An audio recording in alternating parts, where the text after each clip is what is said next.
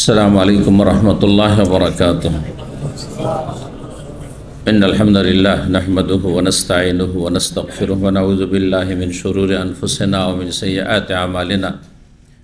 من يهده الله فلا مضل له ومن يضلل فلا هادي له، وأشهد أن لا إله إلا الله وحده لا شريك له، وأشهد أن محمدا عبده ورسوله صلى الله تعالى عليه وعلى آله وصحبه وسلم تسليما كثيرا. أما بعد، فقد قال الإمام البخاري رحمه الله تعالى: باب الأكفاء في المال وتزويج المقل المثرية. قال حدثنا يحيى بن بكير قال حدثنا ليس عن عقيل عن ابن شهاب قال أخبرني عروة أنه سأل عائشة رضي الله عنها: وإن خفتم ألا تقسطوا في اليتامى قالت: يا ابن أختي، هذه اليتيمة تكون في حجر وليها فيرغب في جمالها ومالها ويريد أن ينقص صداقها، فنهوا عن نكاحهن إلا أن يقسطوا في إكمال الصداق، وأمروا بنكاح من سواهن. قالت: واستفتى الناس رسول الله صلى الله عليه وسلم بعد ذلك، فأنزل الله تعالى: ويستفتونك في النساء إلى قوله تعالى: وترغبون أن تنكحوهن. فأنزل الله له أن اليتيمة إذا كانت ذات جمال ومال رغب في نكاحها ونسبها في إكمال الصداق، وإذا كانت مرغوبة عنها في قلة المال والجمال تركوها وأخذوا غيرها من النساء.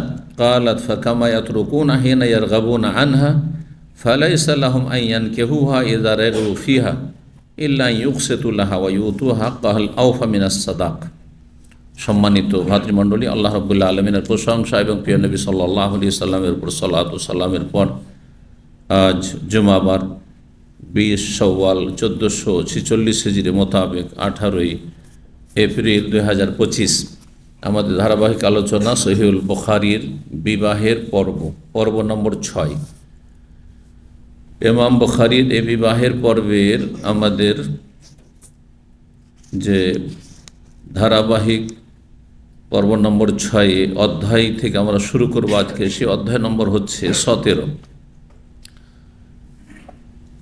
এতে যে বিষয়বস্তু রয়েছে তা হচ্ছে বিয়ে শাদীর ক্ষেত্রে পাত্র এবং পাত্র পরিবারের ধন সম্পদের ক্ষেত্রে সমতা বা সামঞ্জস্য থাকতে হবে নাকি, বা বংশীয় মর্যাদার ক্ষেত্রে সমতা থাকতে হবে, যে একই শ্রেণীর বংশীয় মর্যাদা হইতে হবে, নাকি একটা বংশ খুব সম্ভ্রান্ত সমাজে আর একটি বংশ হয়তো অত সম্ভ্রান্ত নয়, এই ক্ষেত্রে বিয়ে চলবে কি না। তার আগের অধ্যায় ছিল বাবুল আকফায়ে ফিদ্দিন, কফু অর্থাৎ সমতা অথবা সামঞ্জস্য ধর্মীয় ক্ষেত্রে, দিনের ক্ষেত্রে এটা অবশ্যই ফরজ, এটা আগে আমাদের জেনে নিতে হবে। তারপরে পার্থিব বিষয়গুলিতে সমতার বিষয়টি পাত্র পাত্রীর মাঝে বা পাত্র পাত্রীর পরিবারের মাঝে। দিনের ক্ষেত্রে সমতা হচ্ছে পাত্রপক্ষ পাত্রীপক্ষ যেন তৌহিদবাদী হয়, যেন নামাজি হয়।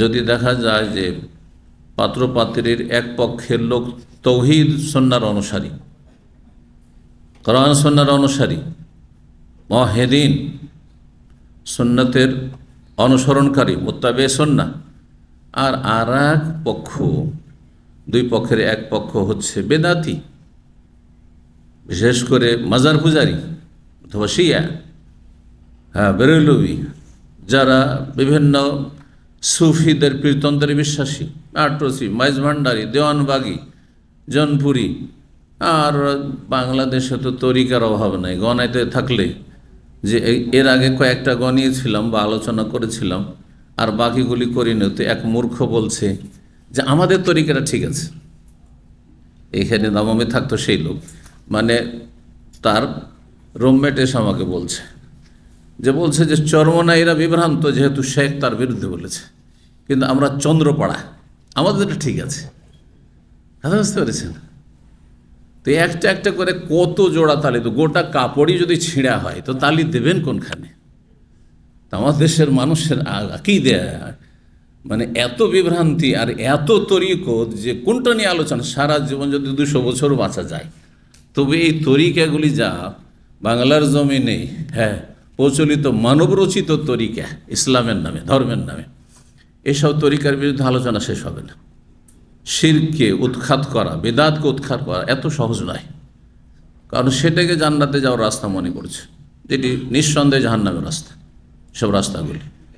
সুতরাং এক কথায় যতগুলি তরিকত মরিকত আছে, হ্যাঁ, যাদের কাছে পীর মুরিদি আছে, সবগুলি পথভ্রষ্ট, সবগুলি হচ্ছে দোয়াতুন আলা বাবে জাহান্নাম, দোয়াতুল দলাল, গোমরাহের দিকে, আল আইম্মাতুল মুদিল্লিন, এগুলো হাদিসের ভাষা। পথভ্রষ্ট, হ্যাঁ, ইমাম, পথভ্রষ্ট আলেম, আর পথভ্রষ্ট দায়ী, পথভ্রষ্ট ওয়াইজ, পথভ্রষ্ট গোমরা জাহান্নামের দিকে আহ্বানকারী, তাদের ওয়াজ, তাদের লিখনি, তাদের সমস্ত কিছু ইসলামিক কার্যক্রম সব জাহান্নামের দিকে ডাকছে, দোয়াতুন আল বাবে জাহান্নাম।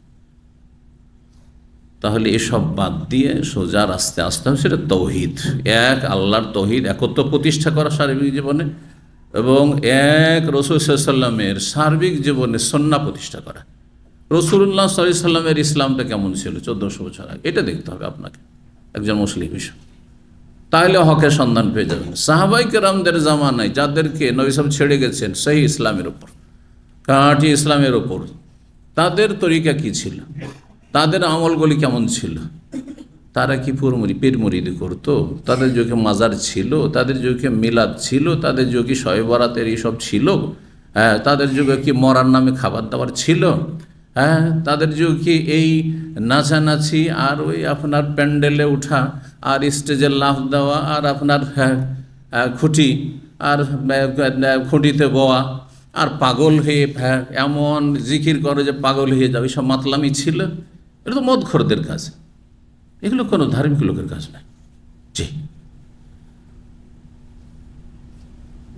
সতর্ক সাবধান এইসব গুমরাহি থেকে। সুতরাং যতগুলি তরিকাতলা আছে সব বাতিলপন্থী। আবার বলছি, সতর্ক সাবধান এই শিরক বিদআতের রাস্তা থেকে। বিবাহ শাদীর ক্ষেত্রে পয়সা দেখে যেখানে সেখানে বিয়ে দিয়ে দেবেন, এটা হারাম, এটা খেয়ানত। আপনি আপনার মেয়ে, আপনার বোনের ক্ষেত্রে আপনার অধীনে যে আছে, আপনি অভিভাবক হিসাবে আল্লাহ আমানত দিয়েছেন, খেয়ানত করলেন আপনি।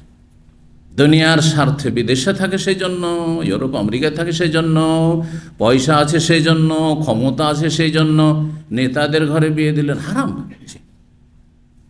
এরকম আর একটি দিক হচ্ছে নাস্তিকরা, নাস্তিকদের ঘরে বিয়ে দিলেন আপনি, সেকুলারদের ঘরে বিয়ে দিলেন, যারা বলছে আমরা সব সেকুলার,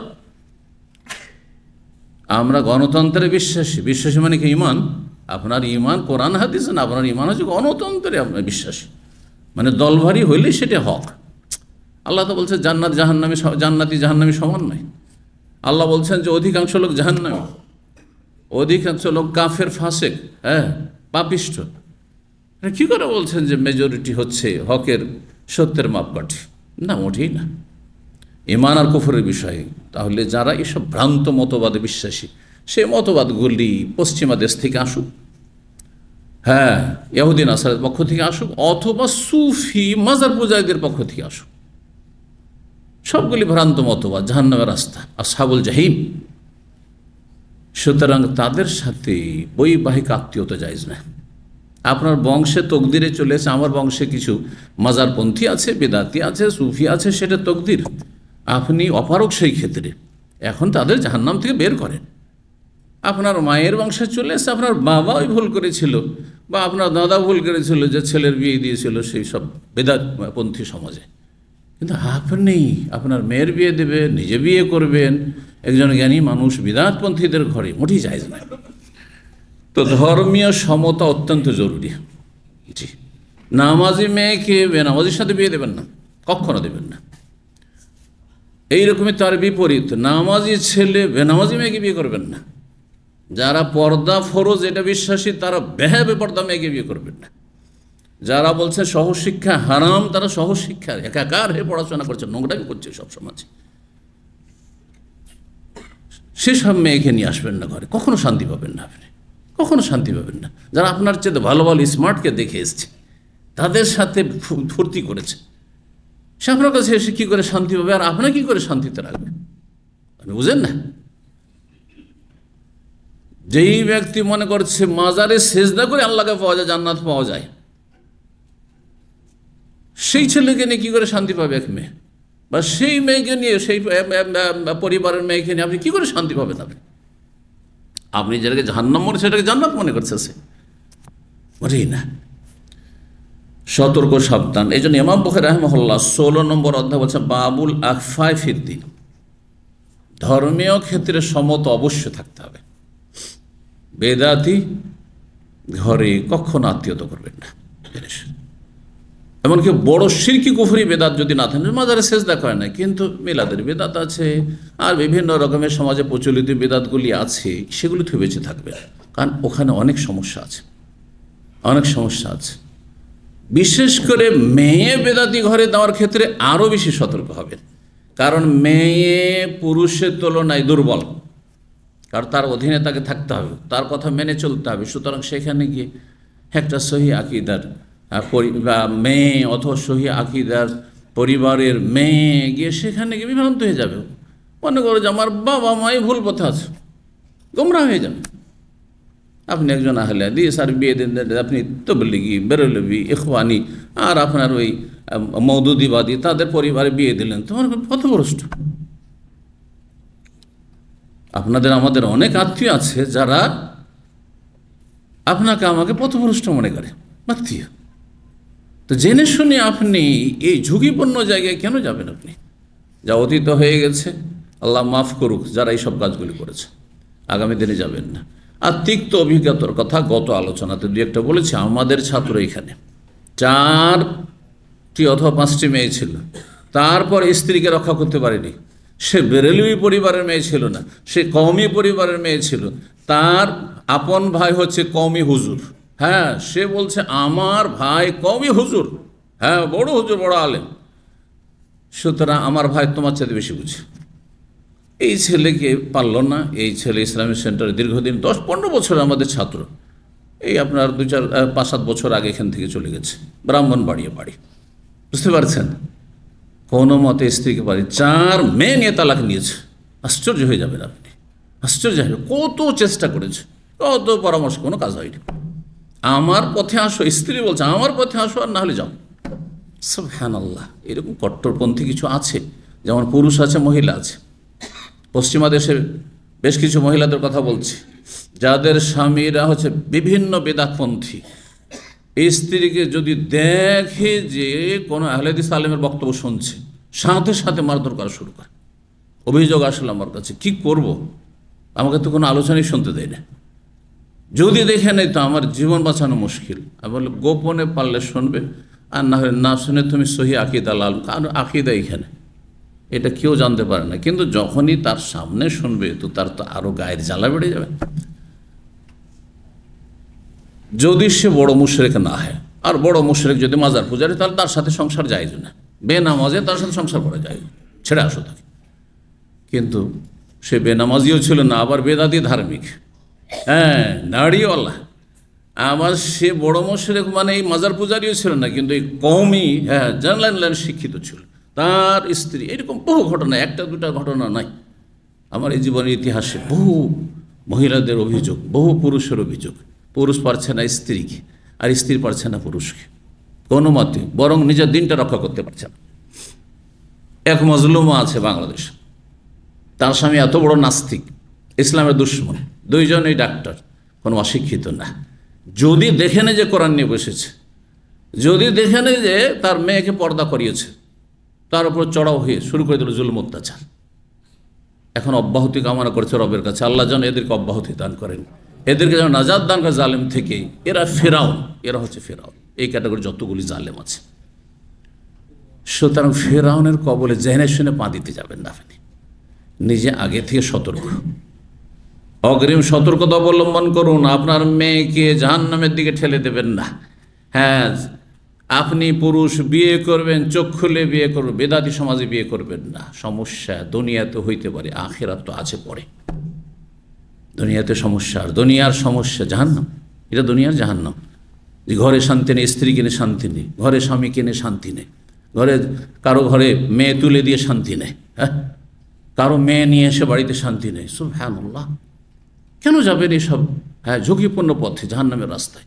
আল্লাহ হেফাজত করুন। আর আগামী প্রজন্ম তো আছে, ছেলেমেয়ের আগামী প্রজন্মের ক্ষেত্রে বলছে, ছেলেমেয়েরা মায়ের পক্ষ বেশি নেই।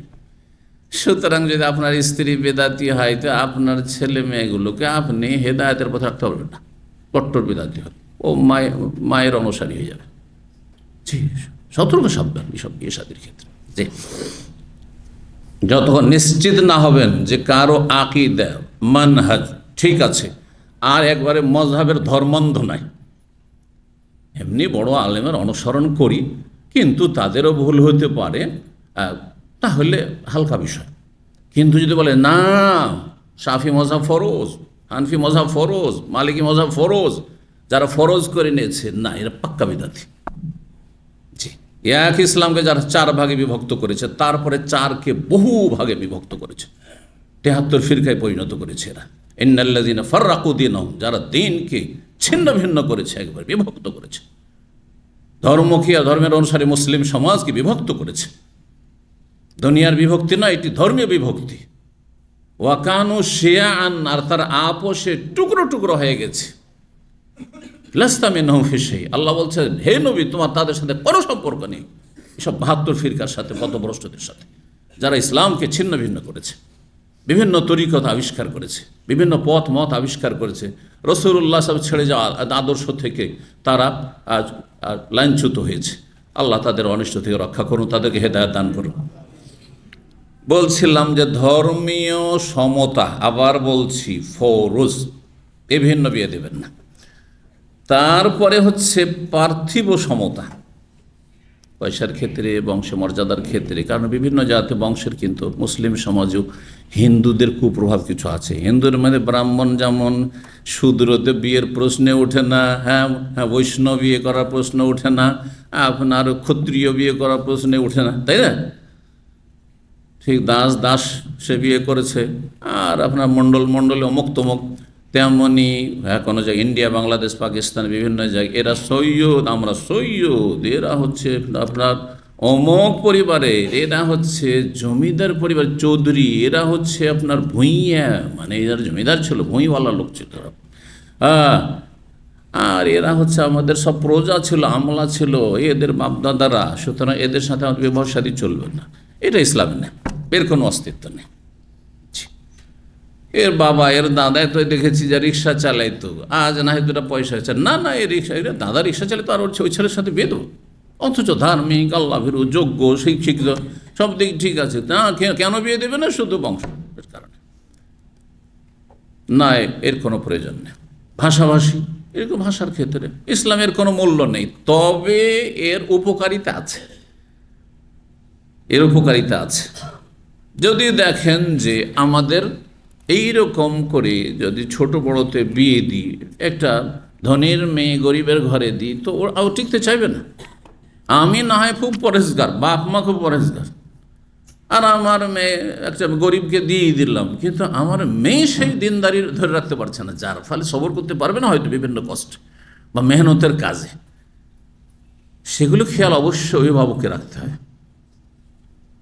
এইরকমই একটা ধনীর মেয়ে নিয়ে আসবো, বা একটা এরকম সম্ভ্রান্ত পরিবার মেয়ে নিয়ে আসবো, একটা বিদেশি মেয়ে নিয়ে আসবো, সে এসে আমার সংসারের যে উদ্দেশ্য সেগুলো পুরা হবে না, আর শান্তিতে আমি থাকতে পারবো না, বা আমার থেকে সে সিনিয়র। ধরেন লেখাপড়ার ক্ষেত্রে, আজকাল লেখাপড়ার সমস্যাটা আরও বেশি। আজকাল অধিকাংশ ছেলেরা কম লেখাপড়া করছে, 15 বছর 18 বছর হয় না, মোচকা লোকের বিদেশ আসছে, অনেকে মোচকা লোকের বিদেশ এসছে। কথা বুঝতে পেরেছেন? আমি নিজে কল্পনা করে বলছি না, আমার ছাত্রদের মধ্যে অনেকে বলেছে। আমার যে ছাত্র মাহবুব মির কাসেম জানেন তো, 16 বছর বসে এসে মোচকা লোকের এসছে, যাতে করে এয়ারপোর্টে বলে যে হ্যাঁ সাবালক জানা হয়ে গেছে, আর বয়স লিখেছে 21 না 22 বছর করে এসে।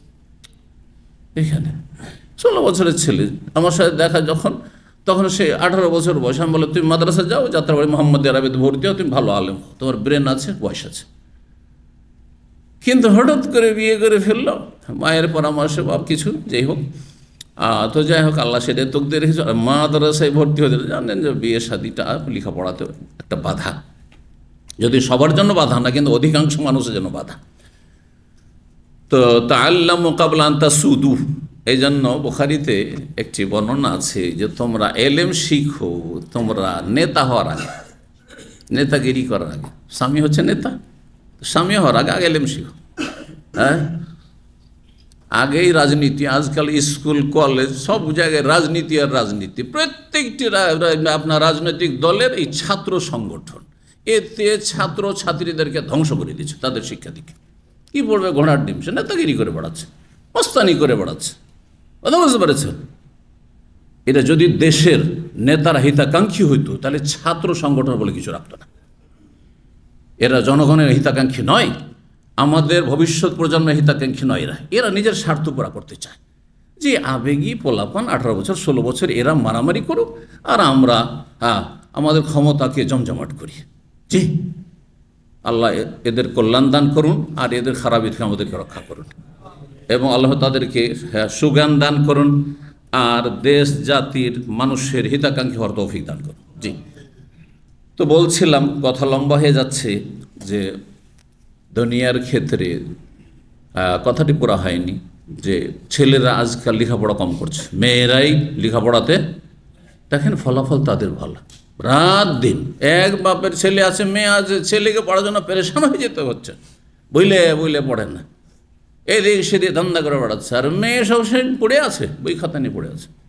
বাস্তবতা এখনকার, এটা শুধু বাঙালি সমাজে না, আরব সমাজেও সারা বিশ্বের পরিসংখ্যান বলছে মেয়েরা আজকাল লেখাপড়াতে অ্যাডভান্স, আর ছেলেরা বিভিন্ন ফিতনায় লিপ্ত। আল্লাহ হেফাজত করুন। অথচ এদের লেখাপড়ার প্রয়োজন ছিল, মেয়েদের লেখাপড়ার তেমন কোনো প্রয়োজন ছিল না। কারণ মেয়েদেরকে চাকরি ময়দানে, কর্মক্ষেত্রে, কর্মস্থলে এগিয়ে দেওয়ার জন্য বহু রকমের ভয়াবহ পরিণাম আজকে মুসলিম জাতিকে ভোগ করতে হচ্ছে। জি, মেয়েদের খরচে সংসার খুব কমই চলে, কিন্তু একটা ছেলে যদি ইনকাম করে তো তার দ্বারা অনেক কিছু হইতে পারে। সে অনেকের দায়িত্ব পালন করে, মা বাবার করে, ভাই বোনের করে, ইত্যাদি আরও করতে পারে কিছু। কিন্তু মেয়েদের চাকরির টাকা অধিকাংশই চলে যায় শুধু মেকআপে। কথা বলে গেছে, মেকআপে চলে যায়, পারফিউমে চলে যায়, আর বিভিন্ন হোটেলের অর্ডারে চলে যায় শুধু। এদের টাকা পয়সা দিয়ে কোনোদিন বাপ মা সারা জীবন খাচ্ছে। আর ভাই বোন মানুষ হইলো, আর তাদের বিয়ে শাদী হইল, এটা বিরল। যদি পান্থ জানতে হয় যে মেয়ের নিয়ামত, কথা বুঝতে পারছেন, তারপরে স্বামী সংসারে গিয়ে বাবাকে টাকা দিবে, সেখানেও অত সহজ নয়। ওইদিকে স্বামী বসে আছেন বড় লোভ লালসা নিয়ে, যে আমার স্ত্রীর টাকা আমি পেট পুষব। কথা বুঝতে পারছেন, কাপুরুষ। এত সহজ নয়, যার ফলে এই রাস্তাটি মুসলিম জাতির জন্য উপকারী নয়, বড়ই ক্ষতি সাধনকারী। আল্লাহ বুঝার তৌফিক দান করুন। তো আসল বিষয় আসি, বাবুল আকফাই ফিল মাল। এই অধ্যায় হচ্ছে ধন সম্পদের ক্ষেত্রে সমতার প্রয়োজন আছে কি। এরকম শিক্ষার ক্ষেত্রে সমতার প্রয়োজন আছে। মেয়ে হচ্ছে MA পাস, মাস্টার ডিগ্রি, আর ছেলেটা মাধ্যমিক। আরে অনেক মাধ্যমিক না, এখন মেয়ের বয়স 30-35 হয়ে গেছে, দেখছে যে এই অশিক্ষিত ছাড়া তো আমার উপায় নেই, একটা তো ছত্র ছায় কিছু লাগবে, না হলে তো আমার তো ইজ্জত নিয়ে বেঁচে থাকা মুশকিল হয়ে যাবে। বাবা মারা গেছে অথবা বাবা মারা যাবে, ভাই তো একদিনও রাখবে না। ভাই রাখতে চাইলে তার স্ত্রী আমাকে রাখতে দেবে না ভাইকে। আজকাল নারী নেতৃত্ব চলছে সব জায়গায়, বুঝতে পারছেন না, ঘরে বাইরে সব জায়গায়। এইসব যারা চিন্তা করছে, যেসব মেয়েরা এখন উপায় নেই, 30-এর বেশি বয়স হয়ে গেছে, ওই অশিক্ষিত, আন্ডার মেট্রিকে বিয়ে করতে হচ্ছে। ওই শুধু হাফেজ, ভালো কোনো আলেমও নাই, কিচ্ছু নেই, আর শিক্ষিতা, সে হয়তো দুনিয়ার শিক্ষিত অথবা দিনের শিক্ষিত, তাকে বিয়ে বসতে হচ্ছে, কোনো উপায় নেই। তো জায়েজ ঠিক আছে, কিন্তু সবসময় একটা যে মন মগজের সিনিয়রিটি আছে, যে আমি মাস্টার ডিগ্রি আর আমার স্ত্রী কি, আমার স্বামী কি মাধ্যমিক, উচ্চ মাধ্যমিক, তো সেই শান্তিটা পাবেন না যেই শান্তি স্ত্রী যদি আপনার সাথে তুলনামূলক লেখাপড়ায় কম থাকে, আর ধন সম্পদের দিক থেকেও কম থাকে, মান মর্যাদার দিক থেকেও কম থাকে, তাতে যে সুখ শান্তি আছে, পারিবারিক শান্তি, সেটা কখনো পাবেন না। জি, অনেকেই নিজে চাকরি পায় না, কিন্তু সার্ভিস হোল্ডার স্ত্রী খুঁজে বিয়ে করার জন্য আজকাল। কখনো শান্তি পাবেন না, আপনি পয়সায় পাবেন হয়তো। তা ধন সম্পদের ক্ষেত্রে সমতা আর কি প্রয়োজন আছে? জরুরি নয়, কিন্তু সমতা থাকলে শান্তি বেশি আছে তাতে। ও তাজউইজুল মুকিল আল মুসরিয়া। আর আরেকটি মাসআলা হচ্ছে যে মুসরিয়া সারাউন থেকে, সারাউন মানে সচ্ছলতা, সচ্ছলতা, ধনী হওয়া, আর সারি মানে ধনী। তো ধনী মহিলা কি অভাবী পুরুষকে বিয়ে করতে পারে? একজন ধনী মহিলা, তার ব্যবসা বিজনেস আছে, অথবা তার বাবার যথেষ্ট ধন সম্পদ, 10-20 বিঘা জমি জায়গায় পেয়েছে, দামি দামি জায়গা, ধরেন বড় বড় সিটিতে পেয়েছে, সেও বাবার ভাগে পেয়েছে, আছে।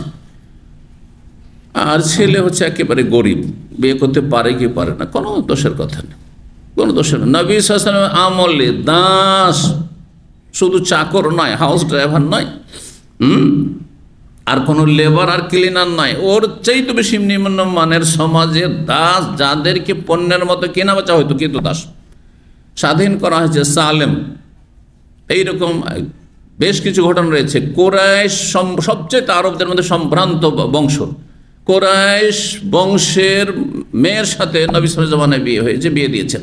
জি, তাহলে বংশীয় মর্যাদার ক্ষেত্রে, অথবা ধন সম্পদের ক্ষেত্রে, শিক্ষাগত যোগ্যতার ক্ষেত্রে, অথবা দুনিয়াবী বিভিন্ন দিকের ক্ষেত্রে, ভাষাভাষীর ক্ষেত্রে আপনার সমতা কোনো আবশ্যক নয়।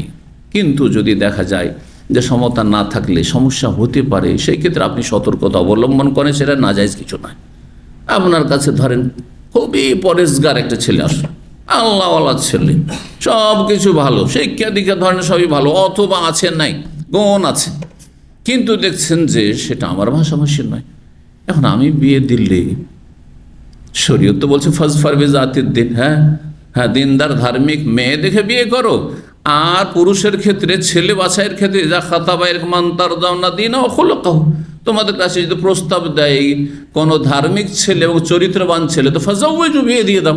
তাহলে ধার্মিকও পাচ্ছি, চরিত্রবান পাচ্ছি, শুধু ভাষাটা ভিন্ন, অথবা শিক্ষাগত যোগ্যতা কম, অথবা আপনার অভাব আছে, ইত্যাদি আছে। এই ক্ষেত্রে তো হাদিস তো বলছে বিয়ে দিয়ে দাও, কিন্তু এই হুকুমটা ফরজ নয়।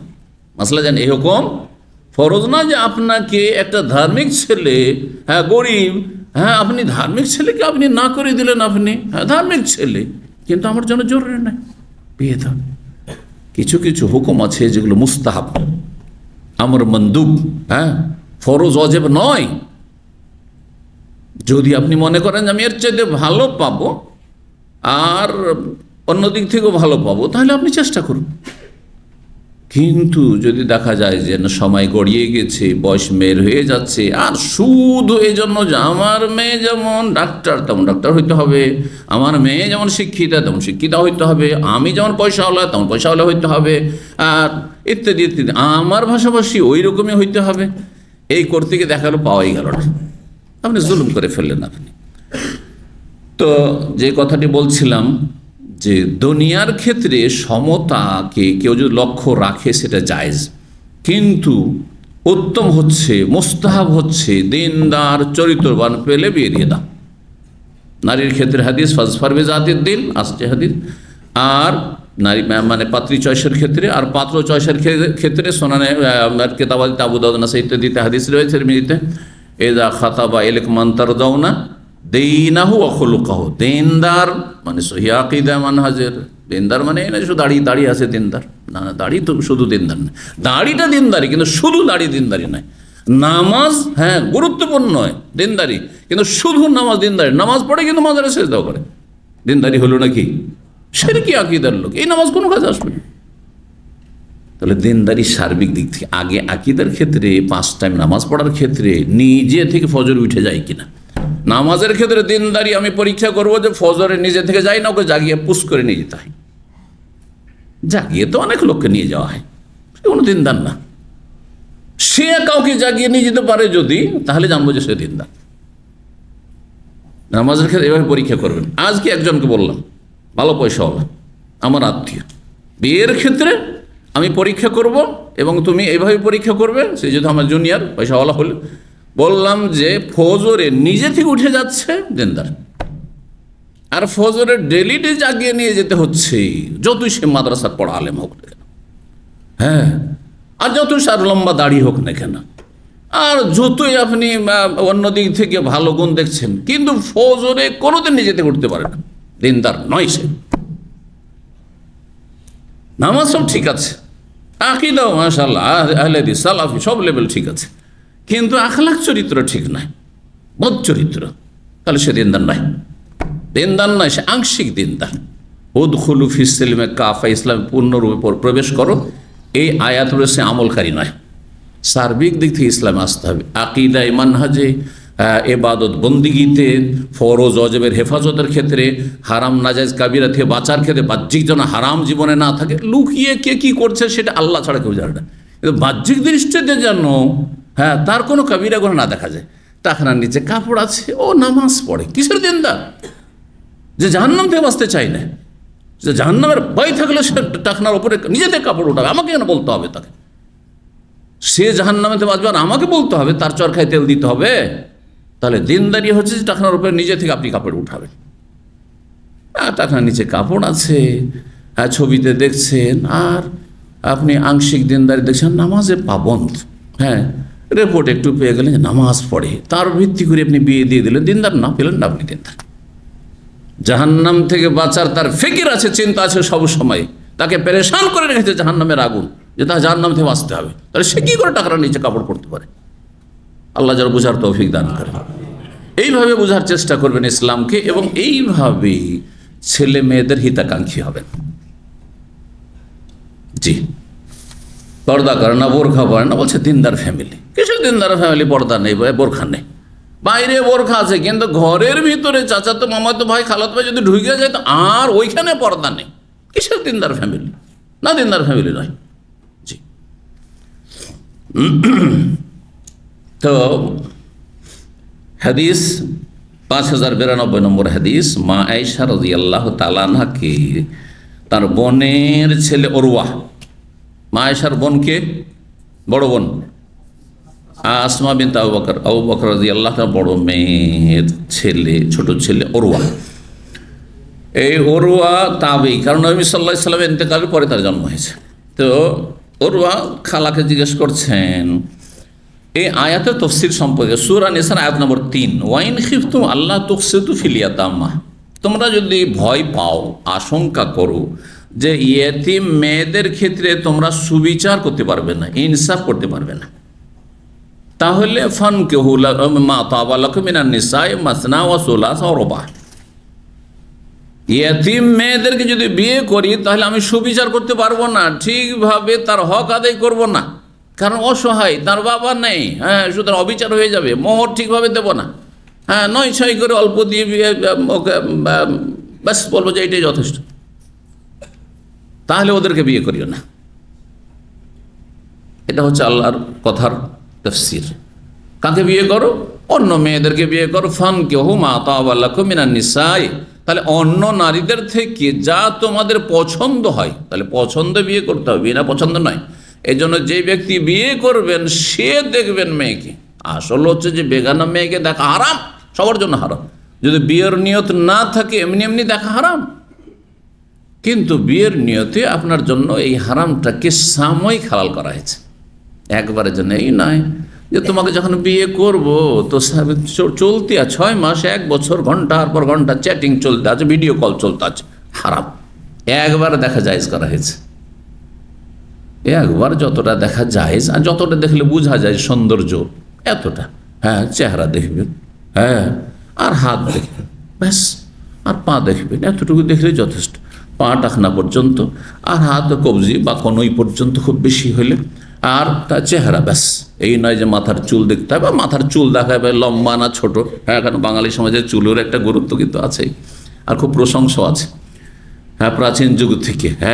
যারা অবাঙালি, নন বেঙ্গলি, তাদের কাছে বাঙালি মেয়েদের একটা খুব প্রশংসা আছে, আছে না? তো কথা হচ্ছে যে চুল দেখবেন, আপনার মাকে পাঠিয়ে দেন দেখার জন্য, আপনার বোনকে পাঠিয়ে দেন, আপনার খালাকে পাঠিয়ে দেন, তো মহিলারা ভালো করে মেপে আসুন কতটা লম্বা চুল, আপনাকে দেখতে হবে। জি, তো দুটো দুটো করে বিয়ে করো, মানে একসাথে দুটোও রাখতে পারো। আল্লাহ 2 দিয়ে শুরু করেছে, 1 দিয়ে কিন্তু শুরু করেননি, তাই না? কিন্তু আপনারা সব মাশাআল্লাহ 1 দিয়ে শুরু করেছেন, তাই না? শুরু 1 দিয়ে করতে হবে। আর অধিকাংশ লোক আজকাল ইনসাফ করতে পারছেন না, ওই জন্য একে ক্ষান্ত থাকাটাই নিরাপদ। কিন্তু ইনসাফ করতে পারলে, তিনটি শক্তির কথা বলেছিলাম, মনে আছে তো? তাহলে যথেষ্ট, বারবার বলার প্রয়োজন। 2-2 করে করো, 3-3 করো, 16 অরবা 4-4টি রাখতে পারো, ওর বেশি না। মানে একসাথে একই টাইমে 4-এর বেশি রাখতে পারবেন না। হ্যাঁ, 4, 3, 2 বললেন না? ফাইন লাম তাস্তাতিউ, যদি তোমরা না পারো, যে আমরা পারবো না, এই পারবো না মানে 3 শক্তির 1 শক্তির নেই, অথবা 3টাই নেই বা 2টো শক্তি নেই, বোঝা গেছে না? তাহলে ফাওয়াহেদা, একটি বিয়ে করো, একটি বিয়ে করো। কালাত, মা আয়েশা বলছেন, যখন আয়াতের তাফসীর জিজ্ঞেস করলেন খালাকে, বলছেন ইয়াবনা উখতি, হে ভাগিনা, বোনের ছেলে মানে হে ভাগ্নে, হাযিহিল ইয়াতিমা, এ হচ্ছে একজন ইয়েতিম মেয়ে, তাকুনু ফি হাজরি ওয়ালিহা, যে তার অভিভাবকের ঘরে লালিত পালিত হয়েছে, আর রাত দিন দেখছে, হ্যাঁ হয়তো, আর সাবালিকা এখন উঠেছে, দেখতে সুন্দর লাগে, যখন 8 বছর 10 বছর 12 বছর বয়স, এই বয়সটাতে বেশ সৌন্দর্য ফুটে উঠে, তখন বেশ আগ্রহ হয়েছে যে মেয়েটি তো সুন্দরী, আর আমি একে লালন পালন করলাম আল্লাহ সন্তুষ্টির জন্য, একে আমি বিয়ে করি। ফায়ার কাবফি জামালিহা, তার সৌন্দর্য দেখে সে আগ্রহী, কে? অভিভাবক। ও মালিহা, আর ধন সম্পদ। ইয়াতিম আমাদের সমাজে ইয়াতিম মানে গরিব, তাই না? এটা কিন্তু ভুল ব্যাখ্যা, কারণ অনেকে মাসলা জিজ্ঞাসা করে, শেখ ইয়াতিম খানায় জাকাত দেওয়া যাবে? ইয়াতিম লোককে, ইয়াতিম ছেলে মেয়েকে জাকাত দেওয়া যাবে? কি বলবেন এই প্রশ্নকারীকে, বলেন দেখি। আপনারা অনেকে এই প্রশ্ন করেন, কিন্তু কারণ প্রশ্ন করার জন্য একটা নিম্নমানের যোগ্যতা লাগে, বুঝছেন না? ইয়াতিম মানে গরিব নাকি? কেন? আপনার দেশের রাষ্ট্রপতি ধরেন মারা গেলেন, বা প্রধানমন্ত্রী মারা গেলেন, হ্যাঁ, আর তার ছেলে মেয়েরা কি আছে? নাবালক নাবালিকা আছে, এতিম না? ঠিক কিনা? দুনিয়ার সবচেয়ে বড় ধনকুব ধরেন, সে মারা গেল, দুনিয়ার সবচেয়ে বড় টপ 10, ওরা কেউ মারা গেল, আর ছেলে মেয়েরা নাবালক আছে নাবালিকা আছে, এতিম না? তাহলে তাকেও জাকাত দিবেন নাকি, বা সাদকা দিবেন নাকি? মোটেই না। তাহলে এবারে বুঝেছেন ইয়েতিমের সংজ্ঞা কি? ইয়েতিমের সংজ্ঞা মানে অভাবী নয়। ইয়েতিম মানমাতা, হ্যাঁ, মানমাতা ওয়ালেদুহু ফি সিগারিহি, বাল্য জীবনে নাবালক অবস্থায় কেউ যদি বাবাকে হারায়, মা হারায় না, আবার আমাদের দেশে গ্রাম অঞ্চলে বলে ইয়েতিম, মা মরলে কি হয়ে যায়? ইয়েতিম হয়ে যায়। এটাও ভুল। হ্যাঁ, মা মারা গেলে ইয়েতিম হয় না। হ্যাঁ, মা মারলে মায়া মমতা অনেক কিছু থেকে বঞ্চিত হইল, কিন্তু ভরণ পোষণের যার উপর দায়িত্ব রয়েছে সে বেঁচে আছে, সুতরাং না খেয়ে মরবে এই আশঙ্কা নেই। এবার বোঝা গেছে না? তো ইয়েতিম মেয়ে এর সৌন্দর্য এবং ধন সম্পদ, ওর বাবার অনেক ধন সম্পদ আছে, কিন্তু এখন সে মেয়ে তো নাবালিকা ছিল, তার ধন সম্পদের দেখাশোনা কে করছে? ওর যে ওই দেখাশোনা করছে তার, বা হয়তো কোনো মাহরাম হলে তাহলে তার বিয়ে করতে পারছে না, ধরেন মাম্মা, আপন চাচা, ধরেন চাচতো চাচা, বা দূরের কোনো ব্যক্তি, কোনো একজন, হ্যাঁ, সমাজের কোনো লোক যে অনাত্মীয়, হ্যাঁ, সেই এতিম মেয়ের দেখাশোনা করছে। এতিম মেয়ে বেশ সুন্দরী হয়ে উঠেছে, আর তারপরে এতিম মেয়ের ধন সম্পদ যথেষ্ট তার বাবা থেকে পেয়েছে।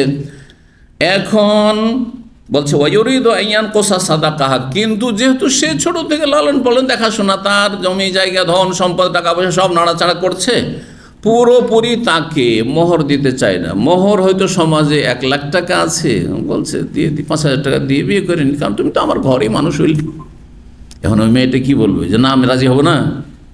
সারা জীবন, হ্যাঁ, ওর উপরে কত এহসান আছে, ও তো বড় অসুবিধা নেই, আপনি যা বলেন তাই। বলবে না? বলবে না?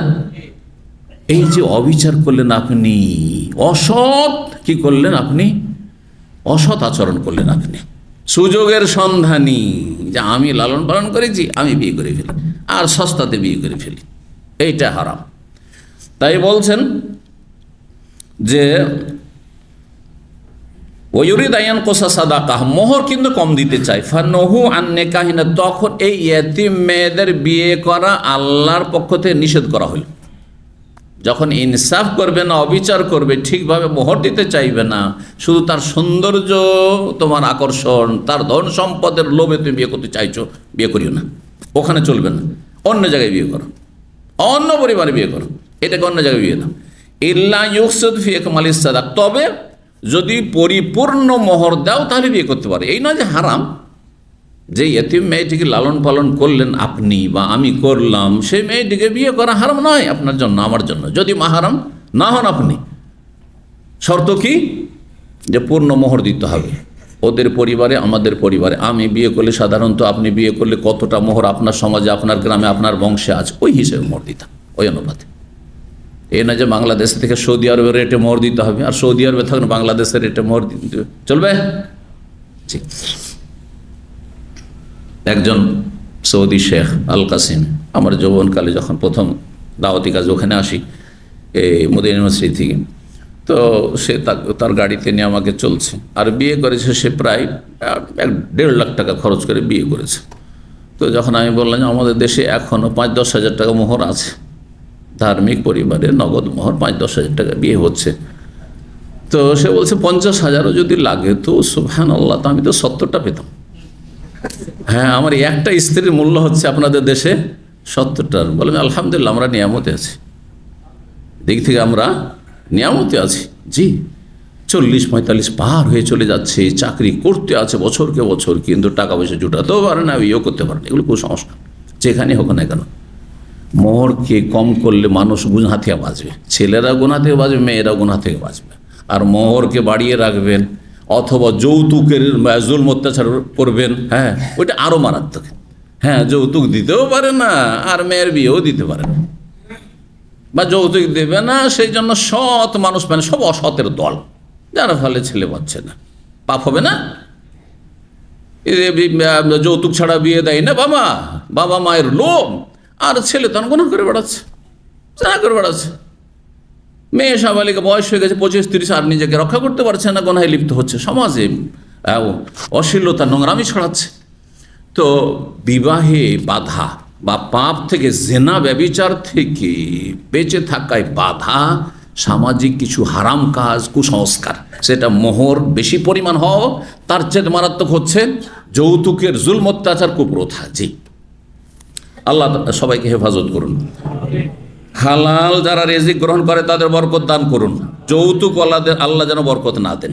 আর বরকত আমি বলি আর না বলি, আল্লাহ বরকত দেবে না। যারা যৌতুকে ধন সম্পদ নিয়ে বলে যে আমি সুখে থাকবো, কখনো সুখী না, আল্লাহ কোনোদিন বরকত দেবেন না।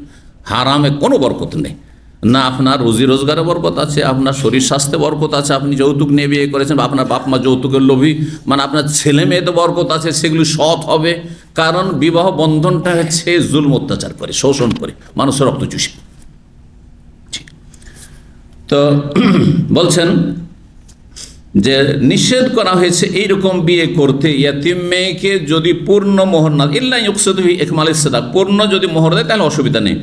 অমেরু বেনেকাহে মানুষে অহন্না, এদেরকে বলা হয়েছে তোমরা অন্য নারীদেরকে বিয়ে করো, অন্য পরিবারে যখন বিয়ে করতে যাবে তখন তারা বলতে পারবে শক্তভাবে যে আমি এত টাকা মোহর নেব, এত টাকা মোহর না হলে মেয়ের বিয়ে দেব না।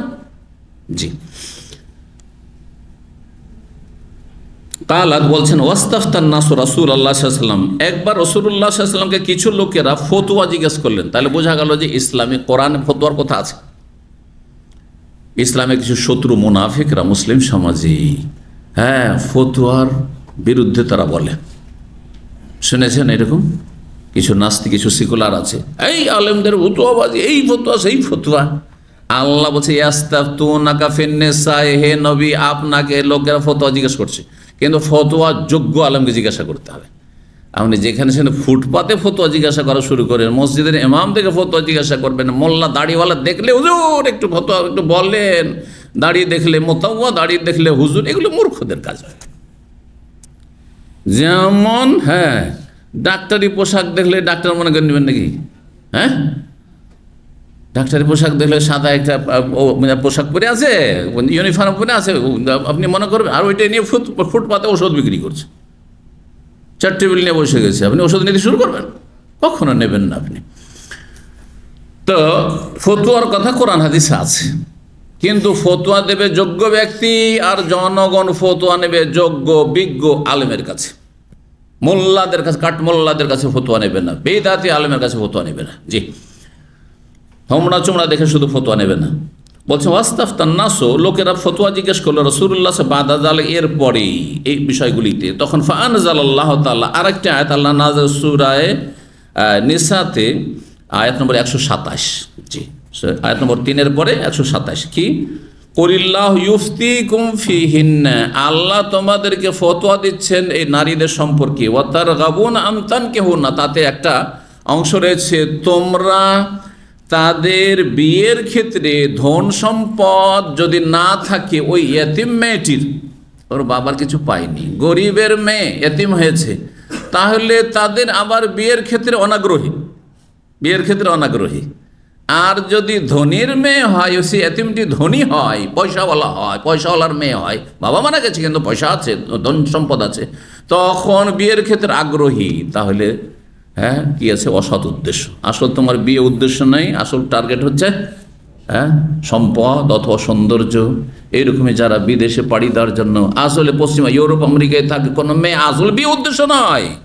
হ্যাঁ, এই মেয়েটিকে বিয়ে করে কোন রকম ওখানে চলে গিয়ে দুনিয়ার জান্নাতের সে সার্টিফিকেট, মানে গ্রিন কার্ড, আর সেখানকার পশ্চিমা পাসপোর্ট, রেড পাসপোর্ট ইত্যাদি নিতে চায়।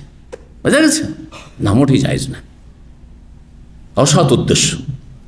আপনি আল্লাহ সন্তুষ্টের জন্য বিয়ে করবেন, গোনাহ থেকে বাঁচার জন্য বিয়ে করবেন। আমার বিয়ের যে ধারাবাহিক বিষয়ভিত্তিক আলোচনাগুলি, বিয়ের লক্ষ্য উদ্দেশ্য বেশ কিছু শরীয়ত সম্মত লক্ষ্য উদ্দেশ্য আছে, সেগুলি সেখানে বর্ণনা করেছি। তার মধ্যে প্রথম হচ্ছে আল্লাহ সন্তুষ্টির জন্য, আল্লাহর হুকুম, রসুলের তরিকা, ঠিক আছে, আল্লাহ সন্তুষ্টি এর মাধ্যমে। তারপরে কি করা? নিজেকে গুনাহ থেকে বাঁচানো, আর একটা মেয়েকে আমি গুনাহ থেকে বাঁচাবো, আমিও বাঁচবো, তাকেও বাঁচাবো, বৈবাহিক সম্পর্কের মাধ্যমে হালাল জীবনযাপন করব। আর তারপরে নেক সন্তান গ্রহণ করা, নেক প্রজন্ম বাড়ানো ইত্যাদি, উম্মতে মোহাম্মদ সাল্লাল্লাহু আলাইহি ওয়াসাল্লাম উম্মত বৃদ্ধি করা, জি, আল্লাহর বান্দা, আল্লাহর দিনের খাদেম তৈরি করব ইত্যাদি, এই তো সৎ উদ্দেশ্য রয়েছে। জি, সংসার করব। জি, তো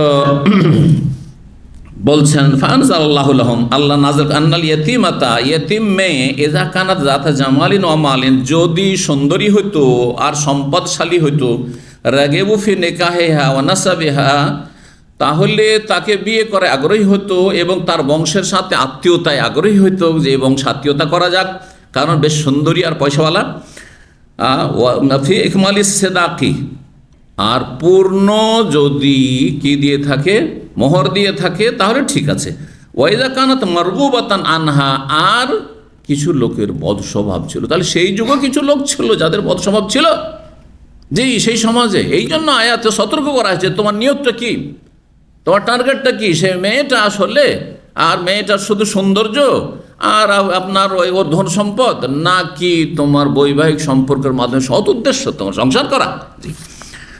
যদি সেই মেয়েটির ওপরও অনাগ্রহ থাকতো, ওয়াইদা কানাত মারগুবাতান আনহা, রাগেবা আনহা মানে অনাগ্রহী হওয়া, রাগেবার সেলা যদি আসে আন, তাহলে সেখান থেকে অনাগ্রহী হওয়া, আর রাগেবা ফি, ফি হারফে যার যদি আসে তো আগ্রহী হওয়া। দেখেন, একটাই ফেল, একটাই ক্রিয়া, কিন্তু আপনার প্রিপোজিশনের কারণে অর্থ পাল্টিয়ে যায়। জি, কখনো আপ বললে যেমন ইংরেজিতে, আর কখন অফ বললে, অন বললে, তার সাথে কোনো একটা ভার্বের সাথে আলাদা হয়ে যায় না অর্থ, ঠিক হয়ে যাবে। তো বলছেন যে যদি তার উপর আগ্রহ না থাকতো সে মেয়ের ওপর, কেন? ফিকিল্লাতিল মালে, কারণ পয়সা কম আছে, অল জামাল, আর অত সুন্দরীও নাই, এতিম মেয়েটি কালো অথবা ভালো না, তারা কুহা, তখন বলছে বিয়ে করবো না।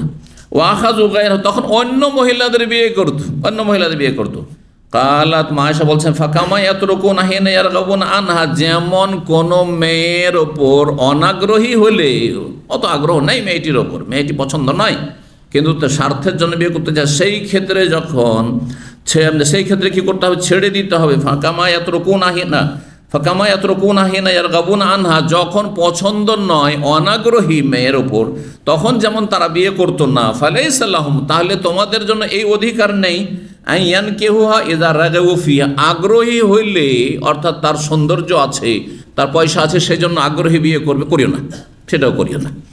একই ব্যালেন্সে থাকতে হবে। এদা রাগাউ ফিহা ইল্লা ইউকসিতুল্লাহা, তবে ইনসাফ যদি করে, সুবিচার করে, ওয়া ইউতুহা হাক্কাল আওফ মিনাস সাদাক, পূর্ণরূপে যদি মোহরের হক তাকে দিয়ে দেয়, তাহলে বিয়ে করতে পারে। কিন্তু বাঙালি সমাজে সবই তো ধারবাকির কারবারে ভাই, মোহর সব ধারবাকির কারবার, এটা চলবে না। এসব উঠান, কুসংস্কার উঠান। জি, এইটা ফিকহি ইজতিহাদি মাসলা যে ধার জায়েজ, কিন্তু ধারের পরে যে দেওয়া হয় না, শুধু মাপ চাওয়া হয়, এটা কোন ইসলাম সমর্থন করে? মোটেই সমর্থন করে। ধার এইরকমটা হইতে পারে, হয়তো ফোকাহাদের এতটুকু ফতোয়া নেওয়া যেতে পারে, তারপরে এটা নবীর সুন্নত নয়, সাহাবায়ে কেরামদের সুন্নত নয় যে ধার বাকির বিয়ে শাদী। তো যে ঠিক আছে, এখন আপনি যেহেতু 1 লাখ টাকা চাইছেন, আমি তো 1 লাখ টাকা এখন দিতে পারবো না, তো 10,000 20,000 এখন দিলাম, আর আমি মাসে অথবা 6 মাসে 1 বছরের মধ্যে আমি বাকিটা দিয়ে দেবো, এইটা ঠিক আছে। আর বিয়ে করলো, ধার বাকি থাকলো, যদি কখনো কেস কাজ হয় তখন এই 5 লাখ টাকা শো করবো, দে বেটা, তারপর যা, ঠিক না? এইটা তরিকা তো না, এটা গাইর ইসলামী তরিকা, ইসলাম মোটেই সমর্থন করে। 18 নম্বর অধ্যায়, বাব মায়ুত্তাকা মিন শুমিল মারআতি। এই অধ্যায় হচ্ছে এই সম্পর্কে যে নারীদের, অশুভ নারী বা কুলক্ষণা নারী থেকে বেঁচে থাকা সম্পর্কে। অশুভ অথবা কুলক্ষণা যেটা বলেন প্রতিশব্দ, অশুভ নারীকে বিয়ে করা থেকে বেঁচে থাকা বা কুলক্ষণা নারীকে বিয়ে করা থেকে বেঁচে থাকা। তাহলে কি এমনও নারী আছে যারা অশুভ? হ্যাঁ, কুলক্ষণা। হ্যাঁ, ও যদি ঘরে আসে তাহলে সংসার বরবাদ হয়ে যাবে। যদি খারাপ চরিত্রের হয়, খারাপ ধর্মের হয়, তাহলে অবশ্যই অশুভ। কিন্তু নারী হিসাবে তাতে কোনো অকল্যাণ আছে, অশুভ কিছু আছে, এমন এতেকাদ বিশ্বাস কি আসলে ঠিক? কিন্তু হাদিসগুলি আসছে পরস্পর মনে হয় বাহ্যিক বিরোধী। এক হাদিসে মনে হচ্ছে যে 3 শ্রেণীতে বা 3টি জিনিসে কি রয়েছে? হ্যাঁ, অকল্যাণ রয়েছে, অশুভ রয়েছে। আর কিছু হাদিস আছে যে না, যদি থাকতো তো 3টিতে থাকতো। তাহলে হাদিসগুলো আমরা পড়ে নিই, আর তারপরে তখন পরস্পর বিরোধী হাদিসের সমন্বয় ইনশাআল্লাহ তাআলা বিস্তারিত করব। তো হাদিস অধ্যায়ের ব্যাখ্যা হচ্ছে, বাবু মায়ুত্তাকা মিন শুমিল মারাতে, নারী কি বলছেন, কুলক্ষণা নারী বা অশুভ নারীকে বিয়ে করা থেকে বেঁচে থাকা। এ অধ্যায় হচ্ছে অশুভ নারীকে বিয়ে করা থেকে বেঁচে থাকা। ও কওলিহি তাআলা, আর এই কথাটি সমর্থন করে কোরআনে কারীমের এই আয়াত, সূরা তাগাবুনের আয়াত নম্বর 14। আল্লাহ কি বলছেন? ইন্না মিন আজওয়াজিকুম ওয়া আওলাদিকুম আদুওয়াল লাকুম। দেখো মানুষ, তোমাদের কিছু কিছু স্ত্রী, শুধু আজওয়াজ মানে স্ত্রী তো নয়, স্বামীও তো হয়, সুতরাং শুধু নারী নয়, নরও অশুভ হইতে পারে। বুঝা গেছে? ইন্না মিন আজওয়াজিকুম, আজওয়াজ যেমন স্বামীকে, স্ত্রীকে বলা হয়, তেমন স্বামীকে বলা হয় জৌজ। জৌজ যদি আপনি জৌজাতুন নাও বলেন, তা দিয়ে স্ত্রীলিঙ্গ নাও বানান, তো জৌজ মানে হচ্ছে আপনার জোড়া, হ্যাঁ, যুগল। সে যুগলে স্বামী হইতে পারে আর স্ত্রী হইতে পারে। জি, তো ইন্না মিন আজওয়াজিকুম, কিছু কিছু নারী বা কিছু কিছু স্ত্রী এবং কিছু কিছু স্বামী, ওয়া আওলাদিকুম, কিছু কিছু ছেলে মেয়ে, আওলাদ সন্তান, আদুওয়াল লাকুম, তোমাদের কিন্তু শত্রু। কি বুঝলেন? আল্লাহ স্পষ্ট বলছেন যে সব নারী তোমাদের বন্ধু না, হিতাকাঙ্ক্ষী না, আর সব স্বামী তোমাদের বন্ধু না, হিতাকাঙ্ক্ষী না, কিছু শত্রু আছে। এইরকম সব ছেলে মেয়ে যে তোমাদের একবারে উপকারী হবে তা নয়, কিছু শত্রু আছে, কিছু শত্রু আছে।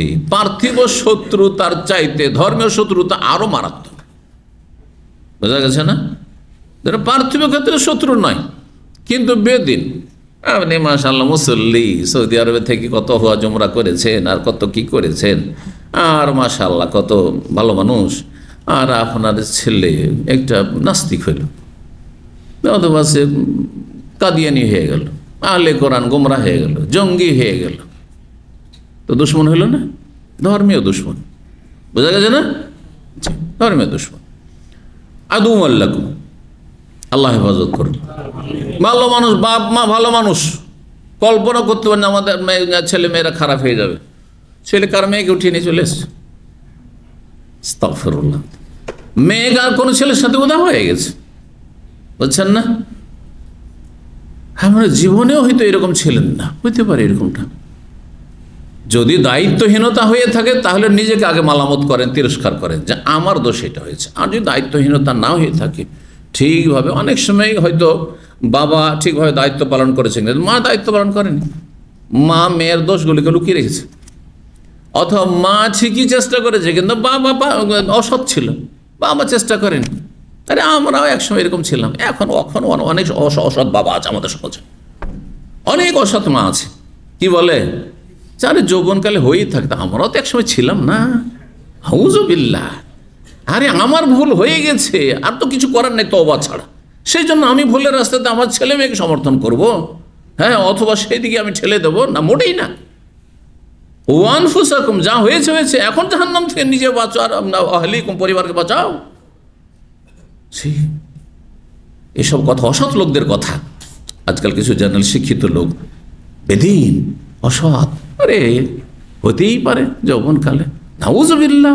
সোশ্যাল মিডিয়াতে শোনা যায়, হতেই পারে, নাউযুবিল্লাহ নাউযুবিল্লাহ। এরা দায়ুস, জি, নিকৃষ্ট সমাজে।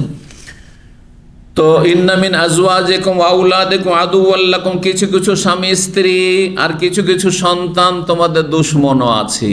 দুনিয়ার দুশমন হইলে তো মাথা খারাপ হয়ে যাবে, কিন্তু ধর্মীয় দুশমনে মাথা খারাপ হয় না। বেনামাজি, কোনো চিন্তা নেই, কি করবে, মাঝে মাঝে একটু খারাপ লাগছে, ছেলেটা বেনামাজি হয়ে গেল, হ্যাঁ, ছেলেটা চরিত্রহীন, মাঝে মাঝে খারাপ লাগছে, হ্যাঁ, ছেলেটা বেদিন বা বেদাতি হয়ে গেছে, গোমরা হয়ে গেছে, মাঝে মাঝে খারাপ লাগছে হয়তো, বা লাগেও না, কারণ দুনিয়ার স্বার্থে আঘাত লাগেনি। কিন্তু যদি ছেলে চোর হয়ে যায়, ডাকাত হয়ে যায়, আর কেসে, হ্যাঁ, এমন ফাঁসা ফাঁসলো যে বাপ মা সব কেসে ফেঁসে গেল, আর বাপ মাকে হয়রান করছে পুলিশে, হ্যাঁ, দেশে তা হচ্ছে তো, ইত্যাদি ইত্যাদি। অথবা বাড়ির ধন সম্পদ সব নিয়ে গিয়ে মদখানায় ঢেলে দিচ্ছে, হিরোইন গাঁজায় ডুবে গেছে, তখন মাথা খারাপ হয়েছে, হাই কি হইল, আদুওয়াল লাকুম। এইরকম ছেলে মেয়েগুলো তোমাদের শত্রু, এরকম ছেলে মেয়েগুলো তোমাদের শত্রু। নাসাল্লাহ সালামত আল্লাহ আফিয়া, আল্লাহ হেফাজত করুন, ভালো মানুষদের আল্লাহ হেফাজত করুন। তো আল্লাহ যিনি সৃষ্টি করেছেন তিনি ভালো জানেন যে সব ছেলে মেয়ে ভালো হবে না, কিছু খারাপ হবে। হ্যাঁ, ফসলের জমিতে কিছু ঘাস আগাছা থাকবেই, জি, আল্লাহ রব্বুল আলামিন। তবে জমিও ভালো আর বীজও ভালো, তাহলে আশা করা যায় যে ফসল ভালোই হবে, ফলন ভালোই হবে, ঠিক কিনা? এই জন্য স্ত্রীটাও ভালো মানুষ নেওয়ার চেষ্টা করেন আপনার, আর আপনিও ভালো মানুষ হওয়ার চেষ্টা করেন, আর রবের কাছে ভালো আশা রাখেন, সুধারণা, হুসনে জান সুধারণা রাখেন, এবং আল্লাহর কাছে দোয়াও করতে থাকেন, নিজের সংশোধন করতে থাকেন। দেখবেন যে আল্লাহ রাব্বুল আলামিন ভুল ত্রুটি মাফ করে দিবেন, আর ভালোই আশা পূরণ করবেন ইনশাআল্লাহ।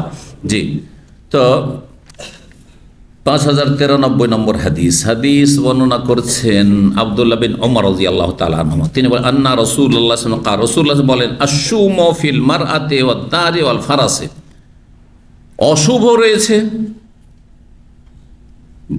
কিসে? ফিল মারআতি, নারীতে, মহিলার মাঝে, আর কিসে? ওয়াদ দারি, বাড়িতে, বাড়িতে অশুভ রয়েছে, অকল্যাণ রয়েছে বা কুলক্ষণ রয়েছে, ওয়াল ফারাস, আর ঘোড়াতে রয়েছে। আজকাল ঘোড়ার যুগ নয়, তাহলে বাহনে, গাড়িতে। এটা হচ্ছে কিয়াস, এর নাম কি? অনেকে কিয়াস বুঝে না, যে কিয়াস মনে করে যে আর একটা আলাদাই দলিল। 1400 বছর আগে গাড়ির কাজ করতো কিসে? উঠে না হয় ঘোড়ায়, ঠিক না? উঠে না হয় ঘোড়ায়। এখন ওই কাজটা করছে কিসে? আপনার গাড়িতে, প্রাইভেট কার, অথবা গরিব হলে আপনার কি, হ্যাঁ, বাইক, হ্যাঁ, মোটর সাইকেল, হোন্ডা, আর তার চেয়ে গরিব হলে বাইসাইকেল, সাইকেল, ঠিক না? তো যদি ঘোড়াতে কি থাকে, অশুভ থাকে সেই যুগে, তাহলে আজকেও কিছু কিছু সাইকেলে, মোটর সাইকেলে, কিছু গাড়িতে কি আছে? অশুভ আছে। কারণ উদ্দেশ্য এখানে বাহন, উদ্দেশ্য হচ্ছে বাহন। জি, অনেকেই দামি দামি গাড়ি কিনলেন আর মর্মান্তিক অ্যাক্সিডেন্টের শিকার হয়ে গেলেন, যে কোনো কারণে হোক, রহস্য তো রব্বুল আলামিন জানছেন। জি, কিন্তু এই গাড়িটা আপনার জন্য কল্যাণকর হইল না, অকল্যাণ হইল।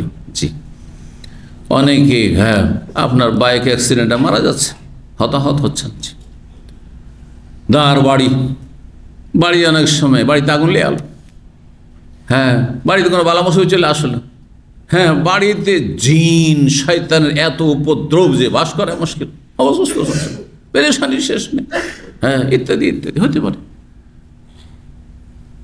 তো এই হাদিসে তার কি বলা হয়েছে, তাহলে আশুমো অর্থাৎ অশুভ আছে, অশুভ আছে বলা হয়েছে।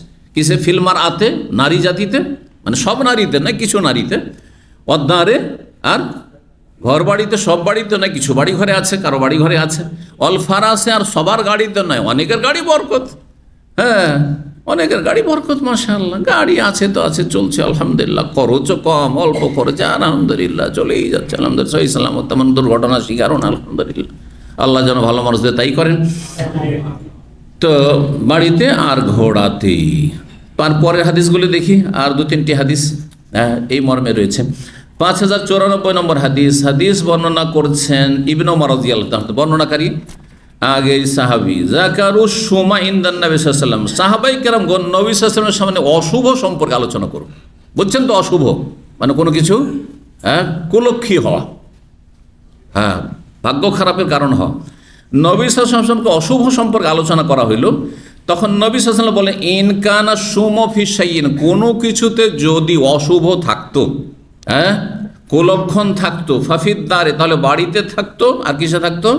নারীতে থাকতো আর গাড়িতে থাকতো, যে ঘোড়াতে থাকতো, বাড়ি, গাড়ি, নারী। জি, আরব দেশগুলিতে ধনীকে, যার এই তিনটে আছে, বাড়ি, গাড়ি, খারাপ। আরব দেশে যদি একটা ফ্ল্যাট থাকে, বাড়ি মানে বিশাল ভিল্লাও না, ভিল্লা হলে আরও বড় পয়সাওয়ালা ধনী হয়ে গেল, তাই যদি একটা ফ্ল্যাটও থাকে, নিজের কেনা, আর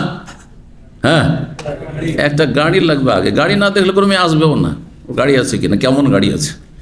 আচ্ছা, তারপরে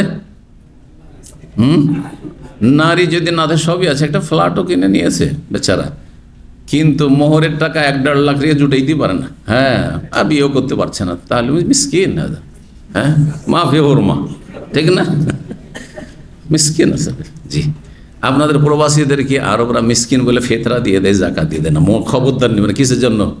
ওই যে বউ ছেড়ে আছেন না, তো আপনাকে মিসকিন মনে করে। অথচ আপনার অনেকে আছে টাওয়ারওয়ালা, সব ঢাকায় টাওয়ার করেছে, 8 তলা 10 তলা, আমি চিনি আমাদের তো, এখানে আছে, এই সামনে হয়তো নাই, কিন্তু আছে, আশেপাশে পরিচিত মুখ অনেকে আছে, দেখে চিনতে পারবেন না, সাধারণ ও 7-8 পড়েনি হয়তো, কিন্তু আল্লাহ পয়সার রাস্তা খুলে দিয়েছে। ও ঢাকা অমুক জায়গাতে 8 তলা 10 তলা, সে ও জানেন ওর এ টাওয়ার আছে, ওই এ আছে, সে আছে, 5 লাখ টাকা ভাড়াই পায় মাসে, সুবহানাল্লাহ। তো এতে মনে করে আল্লাহ আমাকে খুব ভালোবাসছে, পয়সা দিলে আল্লাহ ভালোবাসে। এই যে একটা মূর্খামি আবার কাজ করছে। কিন্তু কারো যদি পয়সা হয়ে যায়, বিশেষ করে যারা দিনদার পরেশগার নয় তাদের, তাহলে মনে করে যে আল্লাহ আমাকে খুবই পছন্দ করেছে। দেখেন না, মানুষ খেতে পায় না, আর আমার পয়সা কোথায় রাগও জায়গা পাচ্ছে না, খুব খুশি এতে। খবরদার না, এটা আপনার জন্য বিপজ্জনক, বিপজ্জনক। বরং এটি আপনাকে আল্লাহ ভালোবাসছের প্রমাণ নয়, যদি আপনার মধ্যে জীবনে পাপ থাকে, ফরজ আদবে না থাকে, বরং এটি হচ্ছে ইস্তেদরাজ। হাদিস আছে, আল্লাহ রসে ঢিল দিচ্ছে, রসে ঢিল দিচ্ছেন। কারণ ছোট মাছ লাগলে তো সহজ, ছোট মাছ যদি বড়শিতে লাগে তাহলে তো উঠিয়ে নিলেন সাথে সাথে, কিন্তু বড় মাছ লাগলে, আমি যদিও বেশি মাছ টাছ ধরিনি, অবশ্য ছোটোকালে কিছু ধরেছি, সব সাবজেক্ট জানা আছে, কিন্তু বড় মাছ যদি লাগতো তাহলে কি করেন? আরও ছাড়তে, যত সুতা আছে ছাড়তে আছে, দেখ যা তুই খেলা কর, 1 ঘন্টা 2 ঘন্টাও ধৈর্য ধরে বসে আছে, কারো 10 কিলো 20 কিলোর মাছ আছে রে, আর তারপরে তখন যখন নিস্তেজ হয়ে গেছে বড়শি খেয়ে, আর ও আর চলতে পারছে না, কত আর চলবে, ও নিস্তেজ হয়ে গেছে, তখন আস্তে আস্তে টানতে লেগেছে। বোঝা গেছে না? তো দুনিয়ার উদাহরণ দিই, আল্লাহর যে কারখানায় যে আল্লাহ কুল্লে আমিন ফি শান, আল্লাহ যে কাজ করছেন প্রতিদিন, নিজ নিজ কাজে আল্লাহ লেগে আছেন, এটাকে বুঝার চেষ্টা করবেন। আল্লাহ পাপীদেরকে যদি সুখে রাখেন, তো আল্লাহ ছাড় দিয়েছেন, ছেড়ে দেননি। ছাড় দিয়েছেন, ছেড়ে দেননি। কখনো প্রতারিত হবেন না, ধোঁকা খাবেন না। জি, ওই জন্য দেখেন না তাদের সর্বনাশ অবস্থা, তাদের দিকে দেখলে বড়ই আক্ষেপ লাগে যে আজকে যারা টপ 10, যারা আপনার হিরো, তারা অসহায় হয়ে একটা কনস্টেবল তাকে টেনে হেঁচড়ে নিয়ে যাচ্ছে। আল্লাহু আকবার, নাসারুল্লাহ সালামত ওয়াল আফিয়া, আল্লাহ হেফাজত করুন। জি, মজলুম যদি কেউ হয় তাহলে সেটা ভিন্ন বিষয়, কিন্তু যদি এককালীন জালেম হয়ে থাকে তো এখন মজলুম হইতে হবে, মজলুম হইতে হবে। জি, সতর্ক সাবধান, ধোঁকা খাবেন না। বেশি পয়সা হয়ে গেলে, ক্ষমতা বেশি হয়ে গেলে, সুখ শান্তি বেশি হয়ে গেলে কখনো ধোঁকা খাবেন না। হয়তো আল্লাহ ঢিল দিয়েছেন, ওই মাছকে ঢিল তার মতো, বড়শিতে লাগা মাছের মতো। জি,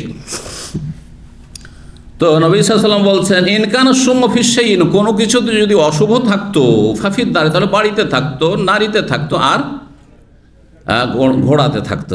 5095 নম্বর হাদিস, হাদিস সাহল ইবনে সাদ, তাহলে বর্ণনাকারী অন্য আরেকজন সাহাবী আনসারী, তিনি বর্ণনা করে বলছেন, আন্না রাসূলুল্লাহ সাল্লাল্লাহু আলাইহি ওয়াসাল্লাম, রাসূলুল্লাহ সাল্লাল্লাহু আলাইহি ওয়াসাল্লাম বলেছেন, ইনকানা ফি শাইইন, যদি কোনো পৃথিবীর কোনো সৃষ্টিতে, কোনো বস্তুতে কি থাকতো, অশুভ থাকতো, ফাফিল ফারাসে, তাহলে ঘোড়ায় থাকতো, ওয়াল মারআতে, নারীতে থাকতো, ওয়াল মাসকানে, আর বাসায় থাকতো, বাড়িতে থাকতো। তাহলে বোঝা গেল নেই, এতেও নেই, ঠিক না? তাহলে পরের দুটি হাদিস প্রমাণ করে কোনো কিছুতে কি নেই, অশুভ নেই, অলক্ষী কুলক্ষণ বলে কিছু নেই। আর এটি অন্য প্রসিদ্ধ হাদিস দ্বারা বা বিভিন্ন প্রসিদ্ধ কয়েকটি হাদিস এই মর্মে রয়েছে, একই মর্মে, লা আদওয়া, সংক্রামক রোগ বলে কোনো কিছু নেই। রোগের মধ্যে এই ক্ষমতা নেই যে রোগ আমার শরীরে আপনার শরীরে চলে যাবে, হ্যাঁ, রোগের মধ্যে এই ক্ষমতা নেই। তবে আল্লাহ রব্বুল আলামিন যদি কোনো রোগকে এই ধরনের স্বভাবজাত করে সৃষ্টি করে, সেটা ভিন্ন বিষয়। রোগের ক্ষমতা নাই, আল্লাহর ক্ষমতা সেখানে কাজ করছে। লা আদওয়া ওয়ালা তেয়ারা, আর অলক্ষী কুলক্ষণ বলে কিছু নেই, অশুভ বলে কিছু না, তেয়ারা। এটি সহিহ বুখারী মুসলিমের হাদিস। আরেকটি হাদিস আবু দাউদে রয়েছে, আত্ময়ারা তো শিরকুন, হ্যাঁ, কোনো কিছুকে অলক্ষী কুলক্ষণ মনে করা, অশুভ মনে করা কি শিরক। পেঁচার ডাক শুনে, বাদুড়ের ডাক শুনে, অথবা কাকের ডাক শুনে আমাদের দেশের মানুষরা যেহেতু আকীদায় সব সর্বনাশ, যার ফলে কি মনে করে কোন যে বালা মুসিবত এসছে গ্রামে, কাকে যে নিবে। এগুলো শুনতাম আমাদের গ্রামে, এগুলো শুনতাম আমি ছোটকালে, মনে আছে, ছোটকালের কথা তো বলি না, ওই বুড়ি মহিলাদের থেকে শুনতাম যে কাকে যে নিতে এসছে রে, আল্লাহ ভালো করুক, হ্যাঁ, আল্লাহ রক্ষা করুক, নাউযুবিল্লাহ। শিরকি আকীদা, আত্ময়ারা তো শিরক, অলক্ষী কুলক্ষণ মনে করা শিরক। জি, তো তাহলে বেশ কিছু হাদিস প্রমাণ করে যে অলক্ষী কুলক্ষণ বলে কোনো কিছু নেই। কিন্তু এই হাদিসগুলি কি প্রমাণ করে? এই হাদিসের বিশেষ করে প্রথম হাদিসটি, যে এই তিনটি জিনিসে কি আছে, অলক্ষী কুলক্ষণ আছে বা অশুভ আছে। ওলামারা সমন্বয় করতে গিয়ে, যেহেতু পরস্পর বিরোধী হাদিস, সাংঘর্ষিক হাদিস, এই ক্ষেত্রে বিভিন্ন মত পোষণ করেছেন। তার একটি মত হচ্ছে যে অলক্ষী কুলক্ষণ কোনো কিছু তো নেই, মাত্র তিনটিতে আছে, মানে এই তিনটি আল্লাহর সৃষ্টি ব্যতিক্রম, ইস্তিসনা, ব্যতিক্রম বুঝেন তো? ব্যতিক্রমের কায়দা কানুন সব জায়গায় আছে, হ্যাঁ। আইন, ধরেন একটা আইন আছে, আর আইনের বিপরীত কিছু কি আছে, ব্যতিক্রম আছে।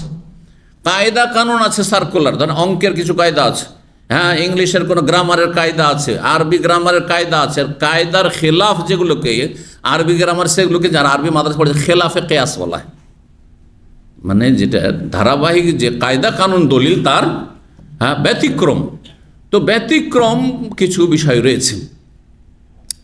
তো এখানে তাহলে ব্যতিক্রম, এই তিনটি সৃষ্টিতে কি আছে তাহলে, হ্যাঁ, অশুভ আছে। তাহলে নারী জাতি তাহলে অশুভ, হ্যাঁ। তারপরে বাড়িতে, হ্যাঁ, বাড়ি হচ্ছে অশুভ।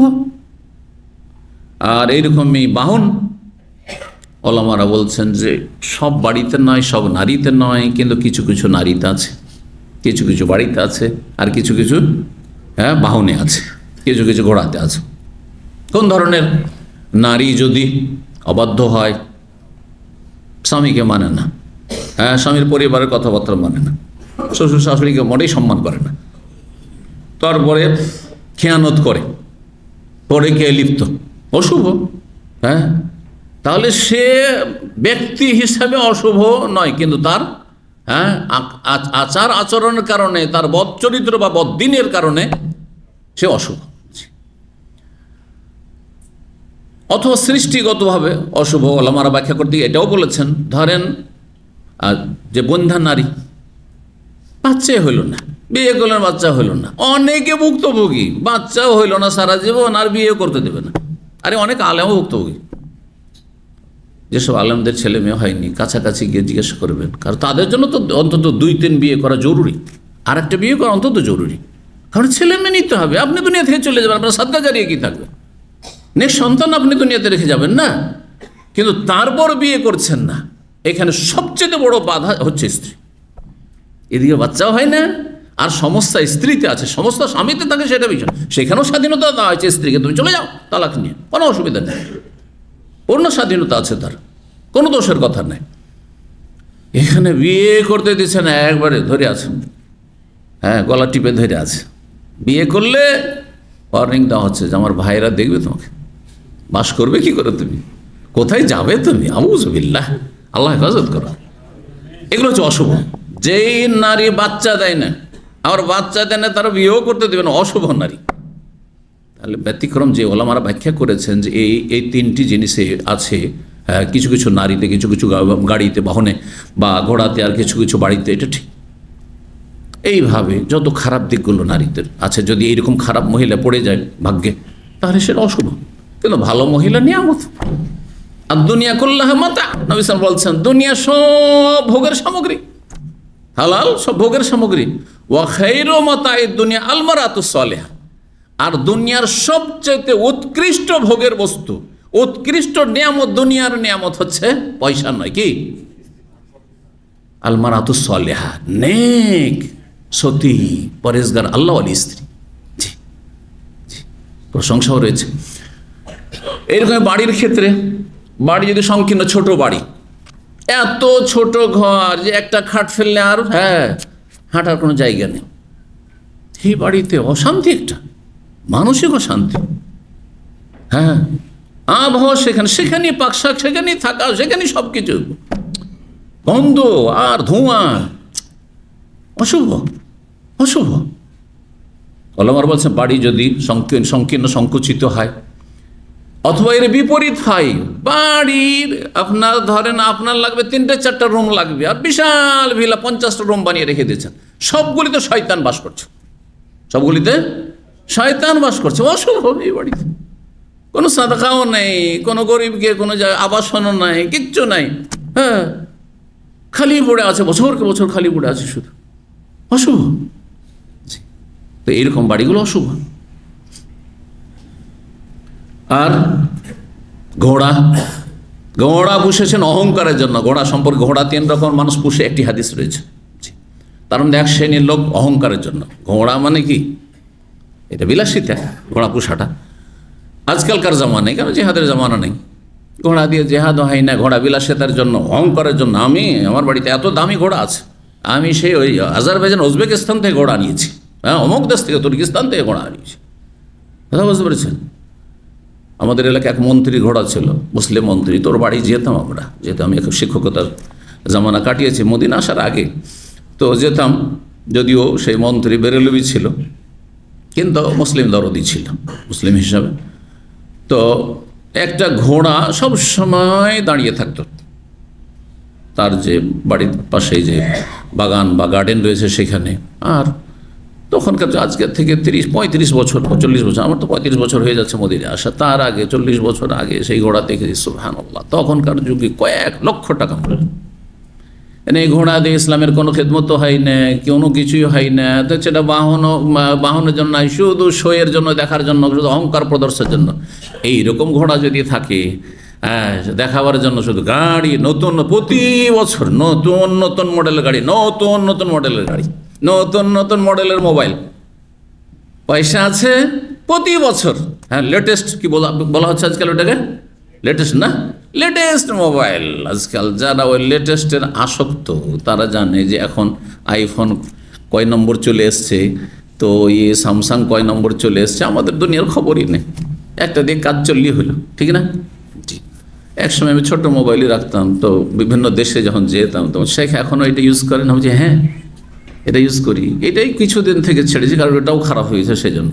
আর এমনি পয়সা দিয়ে কিনবো আবার এই ছোট্ট মোবাইল, ওর প্রয়োজন আছে। এটা প্রতিদিন চার্জ না দিলে সব শেষ। একবার তো ফেঁসে গেলাম। এতে আছে আমার বোর্ডিং আল কাসিমে, আর অত অভিজ্ঞ না মোবাইল সম্পর্কে বক্তব্য, আর মানুষের সাথে কথা বলতে থেকে মিটিংয়ে ব্যস্ত থেকে গেছে, আর এয়ারপোর্টের কাছে এসছে একেবারে বন্ধ হয়ে গেছে, মোবাইল বন্ধ। আচ্ছা, যখন যে শো করবো যে আমার যে আছে আমার বোর্ডিং কার্ড, ওইটা তো শো করতে পারছি না, তাহলে তো আমাকে প্লেনে উঠতে দেবে না। এক ভাই ছিল, হ্যাঁ, আল কাসিমি, জাজাহুল্লাহ খায়ের, ওকে বললাম তাড়াতাড়ি একটু অ্যাডভান্স আমাকে নিয়ে চলো। ওই শেখ গাড়িতে আমার আছে, চার্জার আছে, পার্কিংয়ে বসে আধা ঘন্টা চার্জ দিয়ে মোবাইল অন করে তারপরে কাউন্টারে দেখা হয়ে গেলি, কাজ হয়ে গেল। কাউন্টারে দেখিয়ে দিয়ে তারপরে এই দাম্মাম পৌঁছে গেল আল কাসিম থেকে, আজকে 8-10 বছর আগের ঘটনা। তো ছোটো মোবাইলের ফায়দাটা কি? আমি এখান থেকে দুবাই যেতাম, এই বাসা থেকে চার্জ দিয়ে যেতাম, 3 দিন 4 দিন থেকে আসি, আছেই চার্জ, আর চার্জ হওয়ার প্রয়োজন নেই। অন্তত আমার সাথে একটু যোগাযোগ আছে, তাতে সিম ঢুকানো আছে, কল কোথা থেকে আসছে ওটাতে আসল নাম্বারটা, আসল সিম আমার অতি আছে। এই ফায়দাগুলি ছিল। জি, তো কি বলছিলাম? তাহলে মোবাইলও কি আছে, অশুভ আছে। যদি আপনি লোক দেখানো মোবাইল রাখেন, শুধু নতুন নতুন গাড়ি, নতুন নতুন মোবাইল, জি না। তো এই ছিল। তাহলে সমন্বয়, একটা সমন্বয় বললাম। আর কেউ কেউ বলছেন না, যেমন দ্বিতীয় হাদিসটি প্রথম হাদিসের ব্যাখ্যা করে, আসলে নেই। এই 3 শ্রেণীর, হ্যাঁ, যে মানুষ, এক শ্রেণীর মানুষ, নারী আর ঘোড়া আর বাড়ি, এতে অশুভ নেই। কিন্তু যদি থাকতো তাহলে এগুলিতে থাকতো, যদি থাকতো তাহলে এতে থাকতো। আল্লাহু তাআলা আলাম। এই অধ্যায়ের সর্বশেষ হাদিস 5096 নম্বর হাদিস। আবু ওসমান নাহদি তাবেঈ, তিনি ওসামা বিন যায়েদ রাদিয়াল্লাহু তাআলা আনহু বর্ণনা করছেন, নবী সাল্লাল্লাহু আলাইহি ওয়াসাল্লাম বলেন, মা তারাকতু বাদি ফিতনাতান আদাররা আলার রিজালি মিনান নিসা। আমি আমার পরে, নবী সাল্লাল্লাহু আলাইহি ওয়াসাল্লাম বলছেন, আমি আমার পরে মানে আমার ইন্তেকালের পরে কোনো এমন ফিতনা ছাড়িনি যেটি পুরুষ জাতির জন্য বেশি ক্ষতিকর হতে পারে মিনান নেশা, নারী ফিতনার চাইতে। নারী জাতি পুরুষদের জন্য সবচেয়ে বেশি মারাত্মক ক্ষতিকর, মারাত্মক ক্ষতিকর। কিন্তু সব নারী কি? হ্যাঁ। তাহলে এখানে বোঝা যাচ্ছে যে এমন যদি অশুভ নারী হয়, যেই নারী আপনার জীবনটাই সর্বনাশ করে দেবে। অনেক ভালো মানুষ, হ্যাঁ, কোন নারীর জন্য আসক্ত হয়ে এমন হয়ে গেল, মিডিয়ায় চলে আসলো, গোটা দুনিয়ার কাছে তার মুখোশ উন্মোচন হয়ে গেল, হ্যাঁ, আর মুখ দেখাইতে পারে না। কিন্তু তারা তো বেহায়া হয়ে গেছে, অমুক মডেলের সাথে, তো অমুকের সাথে, অমুকের সাথে, এখানে ফাঁসছে। এদের গায়রত বলে কিছুই নেই, বেগায়রাত হয়ে গেছে। না হইলে একটা শরীফ ভদ্র মানুষ যদি হইতো, তো সমাজে মুখ দেখাইতে পারতো না সেই ব্যক্তি, এমনভাবে ফাঁসছে এরা। তো নারী জাতি পুরুষের জন্য সবচেয়ে বড় ফিতনা, এই হাদিসে রাসূলুল্লাহ সাল্লাল্লাহু আলাইহি ওয়াসাল্লাম বলেছেন। জি, নারী ফিতনা যদি কেউ লিপ্ত হয়, জি, নারী ফিতনা এক পাল্লাতে, আর দুনিয়ার সমস্ত ফিতনা আর এক পাল্লাতে। ফাত্তাকুদ দুনিয়া ওয়াত্তাকুন নিসা, দুনিয়ার ফিতনা থেকে বাঁচো আর নারী ফিতনা থেকে বাঁচো, রাসূলুল্লাহ বলছেন। জি, এই উম্মতের আরেকটি বড় ফিতনা পয়সার ফিতনা। অধিকাংশ লোক হারাম রুজি খাবে, হালাল আর হারামে বাছাই করবে না। লিকুল্লি উম্মাতিন ফিতনা, তিরমিজির হাদিস। প্রত্যেক উম্মতের এক এক ফিতনা রয়েছে, যেই ফিতনা লিপ্ত হয়েছে। বনি ইসরাইল, ইহুদি, নাসারারা নারী ফিতনায় ধ্বংস হয়েছে, নারী ফিতনা ধ্বংস হয়েছে। অফিতনা তো উম্মতি, আর আমার উম্মতের বড় ফিতনা হচ্ছে আল মাল, পয়সা কোথা থেকে আসছে, কোথায় খরচ হচ্ছে। এই ক্ষেত্রে অধিকাংশ লোক গাফিল, উদাসীন হয়ে গেছে। তো আরেকটি অধ্যায় আমরা পড়ে নিই, সময় যেহেতু আছে। বলছেন 19 নম্বর অধ্যায়, বাবুল হুররাতে তাহাত লাভদে। এই অধ্যায় হচ্ছে কোন স্বাধীন নারীর স্বামী যদি দাস হয়, স্বাধীন নারী যদি দাসের সাথে বিয়ে দেওয়া হয় তো জায়েজ কিনা, যদি সম্মতি থাকে, মেয়ে রাজি রয়েছে, মেয়ের অভিভাবকও রাজি রয়েছে, আর কোন একটা দাসের সাথে বিয়ে দিয়ে কোনো অসুবিধা নেই। ওইটা তো দাস প্রথা যখন ছিল দাস। আজকালকার জামানায় একটা ধনী লোক, তার বাড়িতে একটা গাড়ি আছে আর বাড়ির ড্রাইভার আছে, ওই হ্যাঁ বাড়ির হাউস ড্রাইভার আছে। হাউস ড্রাইভারের সাথে যদি বসের মেয়ের বিয়ে হয় তো জায়েজ না জায়েজ নয়? জায়েজ, কিন্তু দিতে হবে। বড়ই ধার্মিক, হ্যাঁ ড্রাইভারটি খুবই ধার্মিক, ভালো মানুষ আর খুবই পরেশগার আল্লাহওয়ালা, আর কেউ বলছে যে বিয়ে দিয়ে দেন আপনার মেয়েটার, অথবা মেয়েটা বিয়ে করতে চাইছে যে আমার এই ড্রাইভারটা আমার পছন্দ, তোর বাবার জন্য ফরজ দিয়ে বিয়ে দিতে হবে। মাসলা জানতে হবে, ফরজ নেই, ফরজ নাই, কিন্তু জায়েজ। কি জায়েজ? জি। তো 5097 নম্বর হাদিস, আয়েশা রাদিয়াল্লাহু তাআলা আনহা বলছেন, কানাত ফি বারিরা সালাসু সুনান। বারিরা মা আয়েশা রাদিয়াল্লাহু তাআলা আনহার দাসী ছিলেন, তাকে স্বাধীন করে দিয়েছিলেন আয়েশা রাদিয়াল্লাহু তাআলা আনহা। মালিকের কাছ থেকে কিনে নিয়ে তার দাসী হলো, তখন তাকে স্বাধীন করে দিলেন। জি, তার যে পয়সা ছিল, যেটা সে চুক্তি করেছিল আগের মালিকের সাথে, সেটা পেমেন্ট করে দিয়ে তাকে স্বাধীন করে দিয়েছিলেন। বড়ই সুন্দরী ছিলেন বারিরা। বারিরা বেশ সুন্দরী, যদিও দাসী ছিলেন, সুন্দরী ছিলেন। আর তার ওই দাসত্বের জামানায়, গোলামের জামানাতে বিয়ে হয়েছিল মগিস নামে আর একটা গোলামের সাথে। তাহলে কৃতদাসের সাথে এই কৃতদাসীর বিয়ে হয়েছিল। মগিস গোলাম হয়েই থাকলো, আর দেখতেও সুন্দর ছিল না ওর স্বামী। আর এই মেয়েটি বড়ই সুন্দরী ছিল, সুশ্রী ছিল। যখন স্বাধীন হয়ে গেল তখন বলছে, আমি আর থাকবো না এর কাছে, আমি এর কাছে থাকবো না। তখন মগিস লাগলো কান্না করতে। আরেকটি হাদিসে রয়েছে যে মদিনার গলিতে গলিতে বাড়িরা পালাচ্ছে যে আমি থাকবো না তোর কাছে, আর ও পিছনে পিছনে কান্না করে বেড়াচ্ছে, পিছনে পিছনে কান্না করছে। কত পাগল ছিল তার সৌন্দর্যের জন্য, হ্যাঁ তাকে রাখার জন্য, কিন্তু থাকেনি। নবী সাল্লাল্লাহু আলাইহি ওয়াসাল্লামের কাছে যখন অভিযোগ আসলো যে এইরকম মগিস পিছনে পিছনে কান্না করছে, রাখতে চাইছে, সে দাস, এখনো দাস হয়ে আছে, আর তার স্ত্রী থাকতে চাই না, তখন বাড়িরাকে ডাকলেন। নবী সাল্লাল্লাহু আলাইহি ওয়াসাল্লাম বলেন যে বাড়িরা কি ব্যাপার? বলছে যে আমাকে আল্লাহ স্বাধীন করেছেন, আর আমার স্বামী দাস হয়ে আছে, আমি এই দাসের কাছে থাকবো না, আমি অন্য জায়গায় ভালো ছেলেকে বিয়ে করব। তখন নবী সাল্লাল্লাহু আলাইহি ওয়াসাল্লাম বললেন যে তুমি যদি তাকে, সে এত কান্না করছে, তোমাকে ভালোবাসে, তুমি যদি ফিরে যেতে তো ভালো হইতো, ফিরে যেতে তো ভালো হইতো। বাড়িরা অনেক মেয়েরা আছে, অনেক চালাক চতুর, হ্যাঁ বুঝা গেছে না? মানে খারাপ অর্থে চতুর না, আবার বাংলা ভাষায় চতুর তো খারাপ অর্থে ব্যবহার, ভালো অর্থে, মানে বুদ্ধিমতী। মহিলা জিজ্ঞেস করছে বাড়িরা যে, ইয়া রাসূলুল্লাহ, আপনি হুকুম করছেন না সুপারিশ করছেন? হয়তো আপনারাও এই কথা বলতে পারবেন না, আমি বললে বলবেন যে ও শেখের যখন হুকুম শুনিনি, তাই না? কিন্তু দেখেন, হ্যাঁ টেকনিক, হ্যাঁ জ্ঞান বুদ্ধি। বলছে, ইয়া রাসূলুল্লাহ, আপনার হুকুম না সুপারিশ? বলছে, আমি হুকুম করছি না, মানে হুকুম করলে তো শরীয়তের হুকুম হয়ে যায়, ফরজের মানা, হুকুম না, এটি সুপারিশ করছি যে যদি চলে যেতে তো ভালোই হতো, ওর সাথে থাকলে সংসার করলে ভালোই হতো। ইয়া রাসূলুল্লাহ, যদি হুকুম হয়তো তো ইসলাম মানা ফরজ ছিল, আপনার আনুগত্য করা, আতিউল্লাহ ওয়া আতিউর রাসূল, আর সুপারিশ আমি রাখতে পারছি না। সুবহানাল্লাহ, বুঝতে পারছেন? থাকেনি, সে অন্য ভালো স্বামী বিয়ে করেছে। জি, তো বলছে বারিরার ঘটনায় 3টি সুন্নত রয়েছে। বারিরার হাদিসটি এত গুরুত্বপূর্ণ যে হাফেজ ইবনে হাজার রাহিমাহুল্লাহ, বুখারী যে ভাষ্যকার, 12 খণ্ডে যে বুখারী ভাষ্য রয়েছে, তিনি এবং এইরকম আরও অনেক 120টি ফায়দা সেখান থেকে বর্ণনা করেছে, অনেক মাসাইল ইস্তেমবাদ করেছে। এত গুরুত্বপূর্ণ হাদিস। 3টি কথা এখানে রয়েছে। আতাকাত ফখুইয়্যারাত, এই ছিল দাসী, স্বাধীন করা হলো, যখন স্বাধীন হয়ে গেল আয়েশা রাদিয়াল্লাহু আনহা কিনে স্বাধীন করে দিলেন।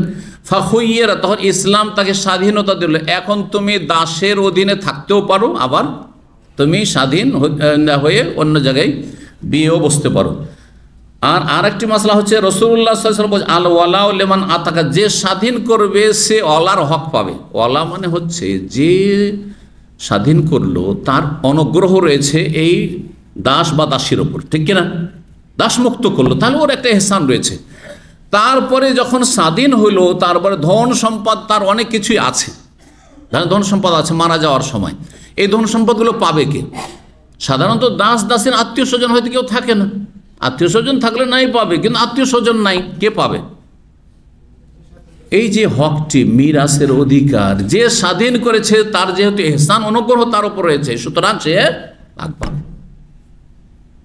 আগের যে মালিক ছিল এই বাড়িরা, সে বলছে আয়েশা রাদিয়াল্লাহু তাআলা আনহাকে বলে পাঠাইলো যে বাড়িরা তুমি গিয়ে বলো যে যেহেতু স্বাধীন করতে চাইছে স্বাধীন করুক, কিন্তু তুমি মারা গেলে তোমার ধন সম্পদ ওয়ালার যে হকটি সেটি আমরা পাবো।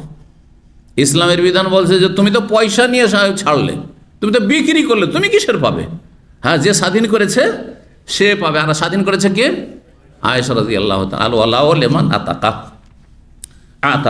ও দাখালা রাসূলুল্লাহ সাল্লাল্লাহু আলাইহি ওয়াসাল্লাম। আরেকটি মাসলা হচ্ছে যে রাসূলুল্লাহ সাল্লাল্লাহু আলাইহি ওয়াসাল্লাম একদিন আমার বাড়িতে প্রবেশ করলেন, মা আয়েশার বাড়িতে। অবুরমাতুন আলান নারি, আর সেই সময় একটি পাতিলে গোশত ফুটছিল, আগুনের ওপর চুলার ওপর রাখা ছিল, ফুটছিল মানে পাক হচ্ছিল। ফাকুররিবা ইলাই খুবজুন ওয়া উদুমুন মিন উদুমিল বাইতি, নবী সাল্লাল্লাহু আলাইহি ওয়াসাল্লামের সামনে রুটি পেশ করা হলো এবং বাড়িতে কিছু সবজি তরকারি ছিল তা দেওয়া হলো।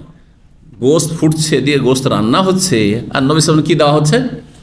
হ্যাঁ, রুটি আর সবজি তরকারি দেওয়া হচ্ছে। ফাকালা, তখন বললেন আলাম আরাল বুরমাতা, আমি যে পাতিল দেখতে পাচ্ছি, পাতিলে তো গোশত দেখতে পাচ্ছি না, গোশত আছে, কীভাবে তোমরা গোশত দিচ্ছ না আমাকে? ফাকিলা, তখন বলা হইল নবী সাল্লাল্লাহু আলাইহি ওয়াসাল্লাম লাহমুন তুসাদ্দাকু বিহি আলা বারি, এটা তো গোশত যা সাদকা দেওয়া হয়েছে কাকে? বাড়ি রাখি। আর আপনি তো নবী, আপনার জন্য সাদকা, নবীর জন্য কি? শুধু নবীর জন্য, নবী পরিবার, নবীর গোটা বংশের জন্য কি সাদাকা, জাকাত সাদকা সব হারাম। জাকাত সাদকা হারাম, হাদিয়া দিতে হবে, উপঢৌকন দিতে হবে নবীকে, নবীর পরিবারকে। যদি এখন আহলে বাইত কেউ দাবি করে যে আমরা কুরাইশ বংশ, তাহলে তাদের জন্য সাদকা জাকাত খাওয়া হারাম। মুসলিম সমাজের দায়িত্ব, তাদের মধ্যে অভাবই থাকলে তাহলে আমাদের চাঁদা করে খাওয়াইতে হবে, জাকাত খাওয়ানো যাবে না। তো গোশত যেহেতু সাদকার, তো আপনাকে কেমন করে দেবো? আয়েশা খেতে পারছেন কিন্তু এ পারছে না, নবী সাল্লাল্লাহু আলাইহি ওয়াসাল্লাম। ওয়ান্তাল্লাহ তাকুলুস সাদকা, আপনি তো সাদকা খাবেন না, সেই জন্য আপনাকে গোশত দিইনি। ফাকালা, তখন নবী সাল্লাল্লাহু আলাইহি ওয়াসাল্লাম বললেন যে তোমরা মাসলা আসলে বুঝোনি। সাদকা কাকে করেছে? সাদকা একটা গরিবকে যদি করে, ধরেন একজন গরিব মানুষ আছে এখানে, 4 টাকা পয়সা নেই, তাকে কেউ সাদকা করেছে, আর সেই ব্যক্তি বলল যে শেখ আজকে আপনার রাত্রের দাওয়াত, আর ওই যে টাকাটা 100 রিয়াল কেউ সাদকা করেছে, ওইটাই দিয়ে আজকে খাবার দাবার আমাকে খাওয়াইলো, আমার জন্য জায়েজ কিনা? কারণ আমি সাদকা খাইনি, আমি কি খেয়েছি? হাদিয়া, দাওয়াত খেয়েছি। এবার বুঝতে পারছেন? এখানে তো মাসলা বোঝা গেল যে হাত পরিবর্তন হইলে, হ্যাঁ, মালিকানা পরিবর্তন হলে হুকুম পরিবর্তন হয়ে যায়। কায়দা, ফিকহের কায়দা, মালিকানা পরিবর্তন হলে, আপনার কাছে জাকাত খাওয়ালো গরিব মানুষ, আপনার কাছে যখন টাকাটা ছিল সেটা জাকাতের পয়সা, ঠিক কিনা? কিন্তু যখন আপনি আমাকে ধরেন একটা গিফট কিনে নিয়ে এসে দিয়ে দিলেন, হ্যাঁ, তখন সেটা আমার জন্য হাদিয়া হলো, সেটা তখন আর জাকাত থাকলো না, মালিকানা পরিবর্তন। তো নবী সাল্লাল্লাহু আলাইহি ওয়াসাল্লাম তখন বললে হুয়া আলাইহা সাদাকা, সে সাদাকা করেছে বাড়িরাকে সাদাকা, ওয়ালানা হাদিয়া, কিন্তু আমাদের জন্য সেটি উপঢৌকন হাদিয়া, সুতরাং গোশত দাও আমাকে। জি। 20 নম্বর অধ্যায় 52 হাদিসে লা ইয়াতাজাওয়াজু আকসার মিন আরবা, একজন মানুষ একই সাথে 4-এর বেশি বিয়ে করতে পারবেন, হারাম। আল্লাহ বলেছেন সূরা নিসা আয়াত নম্বর 3, মাসনা ওয়া সুলাসা, 2-2 রাখতে পারো, 3-3 রাখতে পারো, 4-4 রাখতে পারো। আলী ইবনে হুসাইন আলাইহিসসালাম না বলে রাদিয়াল্লাহু তাআলা আনহু বলা উচিত। জানি না এখানে লেখক যে কাতেব তিনি কেন লিখেছেন, কারণ এখানে শিয়াদের বেদাতের গন্ধ আসছে। ইমাম বুখারী তো নিজের হাতে এটা লিখেননি, বোঝা গেছে না? তার কত পরে বহুবার লেখা হয়েছে, এই নুসখা হাজার হাজার আপনার নুসখা কপি হয়েছে বুখারীর। সুতরাং সেখানে রাদিয়াল্লাহু আনহু, যেমন আবু বকর ওমর রাদিয়াল্লাহু আনহুমা বলছেন, ঠিক তেমনি আলী হোসেন রাদিয়াল্লাহু আনহু বললে কোনো বেদাতের গন্ধ আছে। সাহাবী, এরাও সাহাবী, ওরাও সাহাবী, ঠিক না? কিন্তু আপনি নবী রসুল ছাড়া কারো সম্পর্কে আলাইহিস সালাম বলা, এটাতে বেদাতের গন্ধ আসছে। জি। এবং মানুষ বুঝতে ভুল করবে, আলাইহিস সালাম মানে তো কোনো নবী, মুসা আলাইহিস সালাম, তাই না? ঈসা আলাইহিস সালাম তো নবী মনে করে নেবে, হাসান হুসেনকে বা আলীকে। জি। তো বলছেন যে আলী বিন হুসাইন বলেছেন জেনুল আবেদিন, তিনি মাসনা ও সোলাসা ও রোবা, 2-2 অথবা, এই নয় যে 2-2 কত হয়ে গেল। দেখেন কোরআন বুঝতে গিয়ে অনেকেই পথভ্রষ্ট হয়ে জাহান্নামে গেছে। কোন ফাকিহ এত নির্বোধ বোকা যে বুঝেছে 18টা বিয়ে করা যায় একসাথে, 18টা বিয়ে করা যায়। কেমন করে বুঝাই বিষয়টা এই আয়াত থেকে? হ্যাঁ, বাঙাল বুঝা, বোকা বুঝা, বোকার বুঝ, বুঝতে পারছেন না? বলছে 2 2 কত হইল? 4 হয়ে গেল। 3 3 কত হইল? 6। তাহলে 6 আর 4 10, আর 4 4 কত হইল? 8। তাহলে কত হলো টোটাল? 18টা বিয়ে করা যায়।